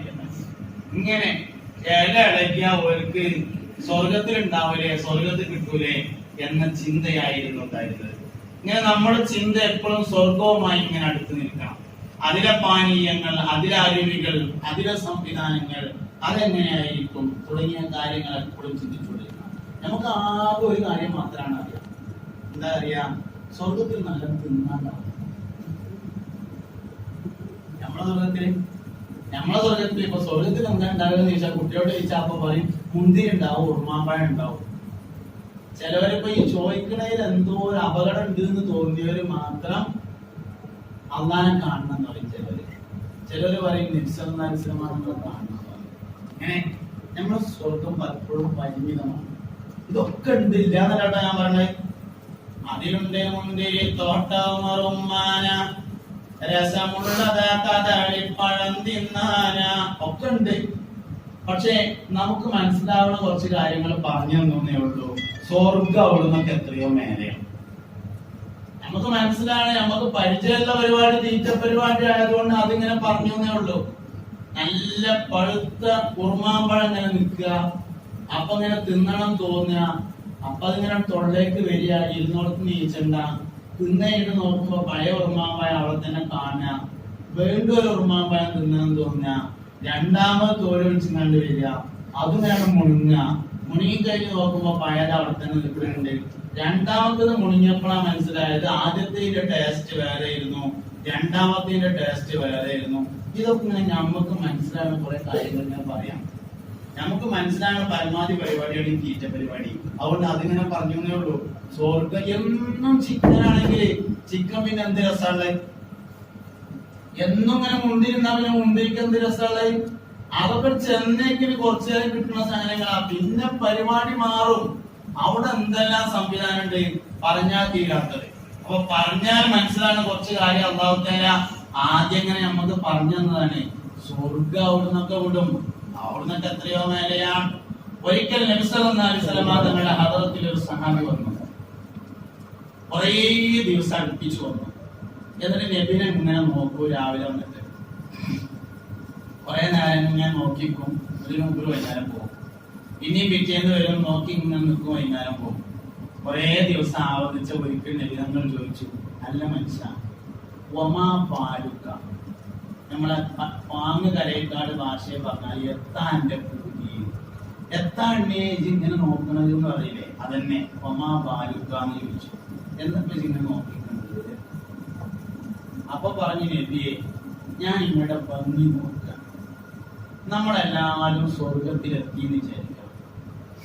എന്നാല് ഞാൻ എവിടെയെങ്കിലും വല്ല വാതിലിന്റെ മൂലക്ക് ചുമക്ക് എന്ന മരിക്കാം. നമ്മൾ ചുമക്ക് എന്ന അങ്ങനെയല്ലോ. അതിന് സ്വർഗം കിട്ടുമ്പോഴത്തേക്ക് നമ്മൾ വളരെ ബാക്കിലേക്കാണ്. സ്വർഗം കിട്ടുമ്പോഴത്തേക്ക് നമ്മൾ ആരും മുമ്പൊക്കെയല്ലോ, ഒക്കെ ബാക്കിലേക്ക് വെക്കും. അങ്ങനെയാണ്. മജ്‌ലിസുൽ ഇൽമിൽ ഇരിക്കണം എന്ന് പറഞ്ഞാൽ നമ്മൾ നിൽക്കുകയുള്ളൂ. കാരണം ഇരുന്ന തോനെ പോലിട്ടല്ലോ. മജ്‌ലിസുൽ ഇൽമാണ്. ഗൾഫിൽ പോയ എല്ലാവർക്കും അറിയാം മജ്‌ലിസ് പറഞ്ഞാൽ ഇരിക്കുന്ന സ്ഥലമാണ്, നിൽക്കുന്ന സ്ഥലമല്ല. അതിന് വലിയ അറബിയിൽ PhD ഒന്നും ആവശ്യമില്ല. മജ്‌ലിസ് പറഞ്ഞാൽ ഇരിക്കുന്ന സ്ഥലമാണെന്ന് അറിയാനായിട്ട്. പോയിട്ടുള്ള സ്ഥലത്തൊക്കെ നമ്മൾ നിന്നുകൊണ്ട് നേരം കഴിച്ചു. നിക്കാഹിന്റെ സദസ്സ് അതുപോലെയാണ്. നിക്കാഹ് എന്ന് പറഞ്ഞത് സ്വർഗീയമായ ഒരു അമലാണ്. ആദ്യത്തെ കല്യാണം സ്വർഗത്തിനാണ്. അബുൽ ബഷർ ആദം അലൈഹിസ്സലാം ഹവ്വയെ കെട്ടിയത്. നിക്കാഹ് ഒരു സ്വർഗീയമായ അമലാണ്. അതുകൊണ്ട് സ്വർഗവുമായി ബന്ധപ്പെട്ട ഒരു സ്ഥലത്തും ധൃതി കാണിക്കരുത്, ഇരിക്കണം. ഇപ്പൊ നമ്മള് വയത് കേൾക്കാണ്, അല്ലെങ്കിൽ നമ്മള് ബസ്സായി കേൾക്കാണ്, ഖുർആൻ ക്ലാസ്സിന് കേൾക്കുമ്പോൾ ഒരു ഫോൺ വന്നു അത്യാവശ്യമില്ല, എന്നാ അറ്റൻഡ് ചെയ്യാൻ പ്രശ്നമില്ല. പക്ഷെ ഉടനെ എഴുന്നേറ്റ് ഓടരുത്. കുറച്ച് കഴിഞ്ഞ് അതിന്റെ ചൂടൊക്കെ എന്നാണ്ട് ആറിയിട്ട് ആകാശമൊന്നും ചാടിയിട്ടുണ്ടാവില്ല, ചാടി നമ്മളറിയും. പിന്നെ ഫോൺ എടുക്കാൻ നേരമൊന്നും ഉണ്ടാവില്ല. ഏതൊക്കെ അത്യാവശ്യം സംഭവിച്ചിട്ടുണ്ടെങ്കിൽ തന്നെ ഇനിയിപ്പോ ഇവിടെ നീച്ച് വണ്ടിയിട്ട് പ്രത്യേകിച്ച് ഒന്നും സംഭവിക്കാനൊന്നും പോണില്ലല്ലോ. അപ്പൊ അത് ഈ ഇൽമിന്റെ മജ്‌ലിസിൽ ഇരിക്കുമ്പോ ഈ സാധനം കിണിയെന്ന് പറഞ്ഞു വിടുന്ന സാധനം ചെയ്താനാണ്. ഇൽമിന്റെ മജ്‌ലിസ് സ്വർഗത്തോപ്പാണ്, അതിന് പുറത്ത് ചാടിച്ചു പോടങ്ങും എന്നതുപോലെ നിക്കാഹിന്റെ മജ്‌ലിസ് സ്വർഗീയമായ അമലാണ്. പക്ഷെ നമ്മൾ പ്രശ്നം നോക്കണങ്ങള്, നമ്മൾ എപ്പോഴെങ്കിലും വല്ല നിക്കാഹിനും പഠിച്ചോ ഇത് സ്വർഗത്തിലുള്ള ഒരു പരിപാടികളിൽ ഒന്ന് പോയി നോക്കട്ടെ എന്ന് കരുതിങ്ങാണ്ട് പോയിട്ടുണ്ടോ? ഇല്ല. ചെന്നീരെങ്കിൽ അബ്ദുറഹ്മാൻ എന്താ തോന്നുന്നത് എഴുതിയിട്ടല്ലേ പറയും. ചെന്നീരെങ്കിൽ റഹ്മാനായ അള്ളാഹുവിന് എന്താ തോന്നുന്നത് എനിക്ക് തോന്നുന്നത്. സ്വർഗീയമായ അമലുകൾ നമുക്കൊരു വിലയില്ല. അതൊക്കെ അപ്പൊ അവിടെ ചെല്ലുമ്പോ ഇന്ത്യയിലൊക്കെ കാട്ടിങ്ങാണ്ട് കയറി കൂടാവാന്ന് നമ്മൾ പറഞ്ഞത്. അവിടെ ചെല്ലുമ്പോഴേ ഇന്ത്യയിലൊക്കെ കാറ്റിങ്ങാനും കയറി കൂടാൻ പറ്റിയിരിക്കാനെന്നാണ്. അങ്ങനെയുള്ള നിയമം പരിപാടിയിലാണ് നമ്മളുള്ളത്. അതൊന്നും പോരാ. സ്വർഗം എപ്പോഴും നമ്മുടെ ചിന്താംശയായിരിക്കണം. രണ്ട് സദസ്സിൽ നിന്ന് എഴുന്നേൽക്കരുത് എന്ന് പറഞ്ഞത് രണ്ടും സ്വർഗവുമായി ബന്ധമുള്ളതുകൊണ്ടാണ്. എന്ന മാതിരി റൗദാ ഷരീഫിൽ നിസ്കരിക്കാൻ അവസരം കിട്ടിയാലും പോലീസിൽ നീച്ചാൻ പറയുമ്പോഴേ നീച്ചാൻ പറ്റുള്ളൂ. ഒരു നീച്ചാൻ പറഞ്ഞാൽ നീക്കാം, പിന്നെ അവർക്ക് നിയമമാണ്, പിന്നെ നമ്മളുടെ മുഷ്ടി കാട്ടരുത്. പക്ഷെ പറയുമ്പോ ഒന്നാണ് തൊടുമ്പോ നീച്ചാൽ മതി, അതോടെ ഇരിക്കാം. സ്വർഗത്തിൽ ഇരിക്കാൻ നേരം കിട്ടിയാല് പോകാൻ പറഞ്ഞാൽ പോയാൽ മതി, ഇല്ലെങ്കിൽ അവിടെ തന്നെ ഇരിക്കുക. എന്ന മാതിരി ഇൽമിന്റെ മജ്‌ലിസിലേക്ക് അവസരം കിട്ടിയാൽ നിൽക്കരുത്, ഇരിക്കണം. ഇരുന്നുകൊണ്ട് കേൾക്കണം. നിക്കാഹിന്റെ സദസ്സിൽ ഇരുന്നുകൊണ്ട് പങ്കെടുക്കണം. ഇതൊക്കെ വളരെ പ്രധാനപ്പെട്ട സംഗതികളാണ്. അപ്പൊ ആ വിഷയങ്ങളൊക്കെ സൂക്ഷിക്കുക. ചെറിയ ചെറിയ കാര്യം നല്ലോണം സൂക്ഷിക്കണം. ഇതൊക്കെ സ്വർഗവുമായി വളരെ അടുപ്പുള്ളതാണ്. നമുക്ക് സ്വർഗം എന്ന് പറഞ്ഞാൽ ഒരു ചില്ലറ പരിപാടിയിൽ മാത്രം ഇങ്ങനെ ഒതുങ്ങാം. സ്വർഗം അവിടുന്ന് കുറെ ഉണ്ട്. അപ്പൊ ആ സാരി പറഞ്ഞ നബിയെ, സ്വർഗത്തിൽ നമ്മളെല്ലാരും എത്തിയാൽ തന്നെ ഞാൻ എവിടെയെങ്കിലും ഇരിക്കാനും നിങ്ങൾ എവിടെയെങ്കിലും ഇരിക്കാനും എനിക്ക് എപ്പോഴും ഇങ്ങനെ നിങ്ങളെ നോക്കിങ്ങാണ്ട് ഇരിക്കാൻ പറ്റുമോ എന്നൊരു ബേജാറ്. അപ്പൊ പിന്നെ ഞാന് നിങ്ങളെങ്ങനെ മാക്സിമം ആസ്വദിക്കട്ടെ എന്ന് കരുതി നോക്കിയതാണ് എന്ന് പറഞ്ഞു. ഉടനെ ഇറങ്ങി വന്നു മലക്ക് ജബ്രായീൽ അലൈഹിസ്സലാം. നസറൽ അമീൻ മലക്ക് ജബ്രായീൽ അലൈഹിസ്സലാം വന്നു. അല്ലാഹുവിന്റെ റസൂലേ, അവർക്ക് പറഞ്ഞു കൊടുക്കുക, സ്വർഗത്തിൽ എല്ലാവരും എല്ലാവരെയും എല്ലാ സമയത്തും കണ്ടുകൊണ്ടിരിക്കുന്നതാണ് നബിയേ. വിശാലാണ്, പക്ഷെ ആരമാണെങ്കിൽ എപ്പോ നോക്കിയാലും കാണും. നമ്മളെ ഗഫൂറിനെ കണ്ടിട്ട് കുറെ കാലമല്ലോ എല്ലായിരിക്കും ഇങ്ങനെയൊക്കെ. ആരെങ്കിലും ഒരാളെ കാണാൻ തോന്നുമ്പോഴേക്ക് അവനും അവന്റെ കട്ടിലും കൂടി കാറ്റിൽ യാത്ര ചെയ്തെത്തുമെന്നാണ് സ്വർഗത്തിന്റെ വലിയ പ്രത്യേകത. എല്ലാവർക്കും ഓരോ കട്ടിലുണ്ടാവുന്നതാണ്. സ്ഥാനത്തിന്റെ അലങ്കാരമാണ് കട്ടിൽ എന്നുള്ളത്. പഴയകാലത്തെ മുദ്രസ്മാർക്കൊക്കെ ഉണ്ടാവും കട്ടിൽ. കട്ടിലിന്റെ വലിയ അലങ്കാരം. അപ്പൊ സ്വർഗത്തിന്റെ എല്ലാവർക്കും സൂറത്തിൽ യാസീനിലുണ്ട്,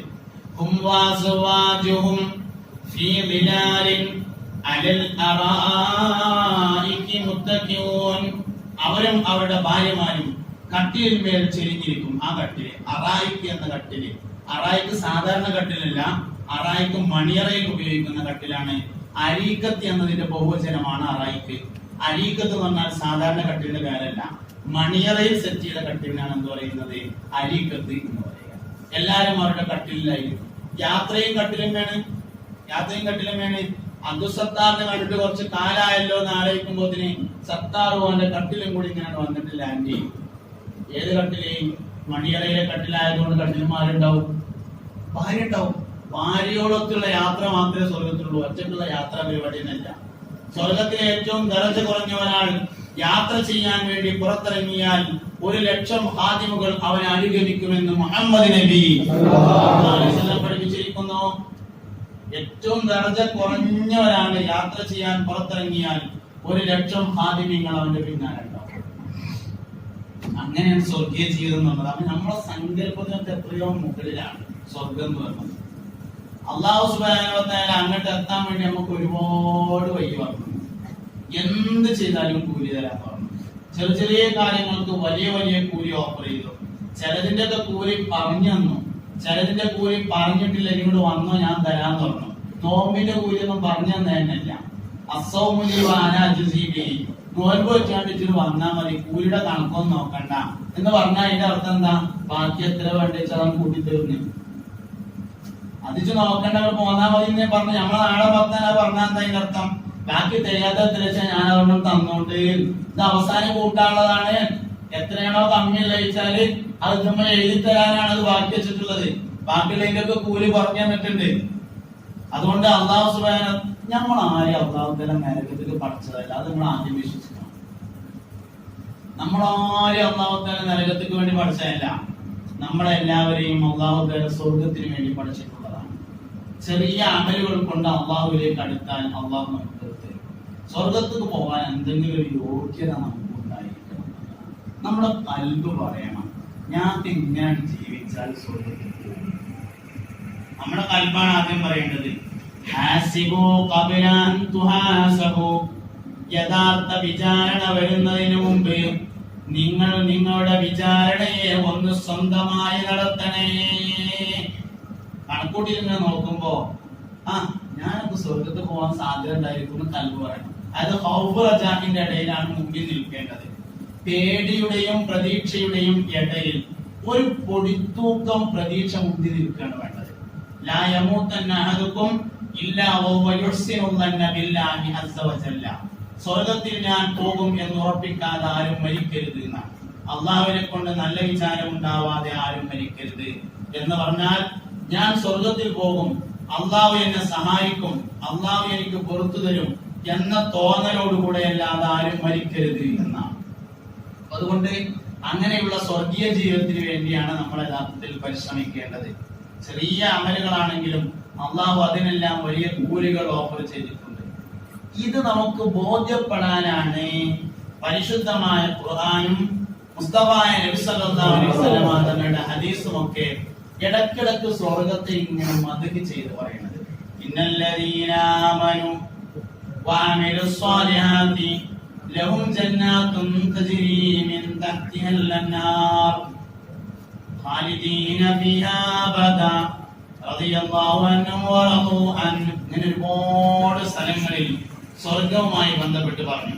വസാരിഊ ഇലാ മഗ്ഫിറത്തിൻ മിർ റബ്ബിക്കും വജന്നത്തിൻ അർദുഹാ അസ്സമാവാതി വൽ അർദ് ഉഇദ്ദത് ലിൽ മുത്തഖീൻ. സ്വർഗ്ഗാവകാശികൾ വസാരിഊ ഇലാ മഗ്ഫിറത്തിൻ മിർ റബ്ബിക്കും വജന്നത്തിൻ, നിങ്ങൾ സ്വർഗത്തിലേക്കും അല്ലാഹുവിന്റെ പാപമോചനത്തിലേക്കും വേഗത്തിൽ പോകണം. അർദുഹാ, സ്വർഗത്തിന്റെ വീതി നീളം, ആകാശഭൂമികളുടെ വീതി നീളമാണ്. ഒരാൾക്കാണ് ഈ പറഞ്ഞത്, എല്ലാവരും കൂടി അല്ല. അതായത് സ്വർഗത്തേക്ക് അവസാനം കയറുന്ന ഒരാളുടെ കഥ ഉണ്ട്. സിറാത്ത് പാലത്തും കൂടെ നടന്നു പോകുമ്പോ സിറാത്ത് പാലത്തിന്റെ താഴെ സബാനിയാക്കൾ എന്ന മലക്കുകൾ ഉണ്ടാവും. ഒരു കയ്യിലുള്ള ഒരു കുളത്താങ്കൂരോട് കാലുകൾ കൊളത്തുമ്പോ ഓൻ വലിച്ചിങ്ങാണ്ട് ഓടും. ആരെങ്കിലും വലിച്ചിട്ടും കൂടിയാവും. ഓടുമ്പോ അള്ളാഹുവിനെ ചോദിക്കും, എവിടുക്ക ചെങ്ങായിട്ട് ഓടുന്നതെന്ന് ചോദിക്കും. അപ്പൊ അവൻ പറയും, ഞാൻ സ്വർഗത്തേക്ക് പോവാണെന്ന് പറയും. സ്വർഗത്തേക്ക് പോവാണ് അറിയും. അപ്പൊ എന്നാ പെയ്ക്കോന്ന് അറിയും. അങ്ങനെ അവൻ സ്വർഗത്ത് പോയിട്ട് ഇങ്ങനെ നോക്കുന്നതാണ്. അപ്പൊ സ്ഥലം കാണാനില്ല സ്വർഗത്തില്. അപ്പൊ അന്നാണ്ട് വന്നിട്ട് പറയും, പഠിച്ചോനെ ഞാൻ കുടുങ്ങിയെന്നാ തോന്നുന്നത്, അതിന്റെ സ്ഥലം ചെല്ലോ. അപ്പൊ അള്ളാഹു പറയും, മനുഷ്യ, ആകാശഭൂമിയോളം സ്ഥലം അതിൽ നിനക്കായുണ്ട്, നീ പെയ്ക്കോ. അപ്പൊ അവൻ ചെന്നിട്ട് അവന്റെ സ്ഥലങ്ങൾ തെരഞ്ഞു പിടിച്ചിട്ട് പാർക്കും. അപ്പൊ ആകാശഭൂമിയുടെ അത്രയാണ് സ്വർഗത്തിന്റെ വിശാലത എന്ന് പറഞ്ഞാൽ എല്ലാവരും കൂടിയല്ല, ഒരാൾക്കാണ്. എന്ന് പറഞ്ഞോടത്ത് അവരും അവരുടെ ഭാര്യമാരും മരത്തിന്റെ ചോട്ടിലിരിക്കുന്നു പറഞ്ഞോടത്ത് മരം വിശദീകരിക്കുന്നുണ്ട്. സ്വർഗത്തിലെ മരം, സ്വർഗത്തിലെ മരം എന്ന് പറഞ്ഞാൽ എന്താ? സ്വർഗത്തിലെ ഒരു മരം അതിന്റെ താഴ്ഭാഗത്തിലൂടെ കുതിരപ്പടയാളി കുതിരയെ ഓടിച്ചാൽ 70,000 കൊല്ലം ഓടുമ്പോഴാണ് ആ മരത്തിന്റെ നിഴൽ മുറിച്ചു കിടക്കാൻ കഴിയുക. ഒരു ഭക്തം ഒരാൾ തീർത്താല് അവന് സ്വർഗത്തിൽ ഒരു മരം ഉണ്ടാവുന്ന ഹദീസിലുണ്ട്. ഒരാൾ ഒരു ഭക്തം തീർത്താൽ അവന് സ്വർഗത്തിൽ ഒരു മരം ഉണ്ടാവും. എന്താ ഒരു മരം കിട്ടിയിട്ട് കാര്യം തോന്നണ്ട. ഒരു മരം എന്ന് പറഞ്ഞാല് കുതിരപ്പടയാളി അവന്റെ കുതിരയെ 70,000 കൊല്ലം ഓടിക്കുമ്പോഴാണ് നേര് മുറിച്ചെടുക്കാൻ പറ്റുക. 3000 ബംഗ്ലാവ് ഉണ്ടാക്കിയൊരു സ്ഥലം ബാക്കിയിരിക്കണം. അങ്ങനത്തെ ഒരു മരം പോരെ. പിന്നെ വേറൊരു സംഗതി, സ്വർഗത്തിന്റെ നടുക്ക് ഒരു മരം ഉണ്ടായിട്ട് എന്താ കാര്യം? വയ്യില്ലാതെ എന്ന് നമുക്ക് തോന്നും. ഈ വയ്യിന്റെ പ്രശ്നമൊക്കെ ഇവിടെ ഉള്ളൂ, അവിടെ ആയാതി പ്രശ്നമൊന്നുമില്ല. വയ്യിന് തിരക്കൂടലൊക്കെ ഇവിടുത്തെ പരിപാടിയാണ്. അവിടെ വയ്യിന് പ്രശ്നമാക്കണ്ട. അതിലെത്തിയിട്ട് സ്വർഗത്തിലെ മരം വേണ്ടെന്ന് തീരുമാനിക്കണ്ട. ഒരു മരം കിട്ടിയാൽ മതി, അതിന്റെ ഇഷ്ടം പോലെ കിട്ടണം എന്ന് മാത്രമാണ്. അതിന്റെ ഒരു അവസാനത്തെ യോഗ്യതെങ്കിലും നമുക്ക് ഉണ്ടാവണം. അപ്പൊ സ്വർഗം നമുക്ക് വേണ്ടിയാണ് അള്ളാഹു പഠിച്ചത്. വാങ്ങിയ ഞാൻ അടങ്ങൂ എന്ന് തീരുമാനിച്ചാൽ അവൻ വാങ്ങി. അള്ളാഹു തൗഫീഖ് ചെയ്യട്ടെ. നമ്മളെല്ലാരും അള്ളാഹു തആല അവന്റെ ജന്നാത്തുൽ ഫിർദൗസിൽ ഒരുമിച്ച് കൂട്ടിത്തരട്ടെ. അതിനാണ് ഈ പരിപാടിയൊക്കെ, സ്വർഗത്തിൽ പോകാൻ. സ്വർഗത്തിൽ ഒരുമിച്ച് കൂടാനാണ് ഈ പരിപാടി. എല്ലാ പരിപാടികളും അങ്ങനെയാണ്. അപ്പൊ അമലുകളെ കൊണ്ട് സ്വർഗത്തെ ലക്ഷ്യമാക്കുക, സ്വർഗത്തെ നിയ്യത്ത് ചെയ്യുക, സ്വർഗത്തിൽ പോകണം എന്ന് ആഗ്രഹിക്കുക. സ്വർഗം എപ്പോഴും ചിന്താ വിഷയമായി മാറുക. എപ്പോഴും അതിനെ കുറിച്ച് ഇങ്ങനെ ആഗ്രഹിച്ചും ആലോചിച്ചും അതിലേക്ക് വേണ്ട അമലുകൾ ചെയ്തുകൊണ്ട് നമ്മൾ ഒരുങ്ങുക. അല്ലാഹു റബ്ബുൽ ഇസ്സത്ത് തൗഫീഖ് നൽകട്ടെ. اللهم اجعل جمعنا هذا جمعا مرحوما وتفرقنا من بعده تفرقا معصوما ولا تجعل منا ولا فينا ولا معنا شقيا ولا مطرودا ولا محروما. بارك لنا في اجتماعنا هذا بركة تامة كما باركت على عبادك الصالحين. نبر بالعلم قلوبنا واستعمل بطاعتك ابداننا وخلص من الفتن اسرارنا واشغل بالاعتبار افكارنا وقنا شر وساوس الشيطان فاجرنا منه يا رحمن.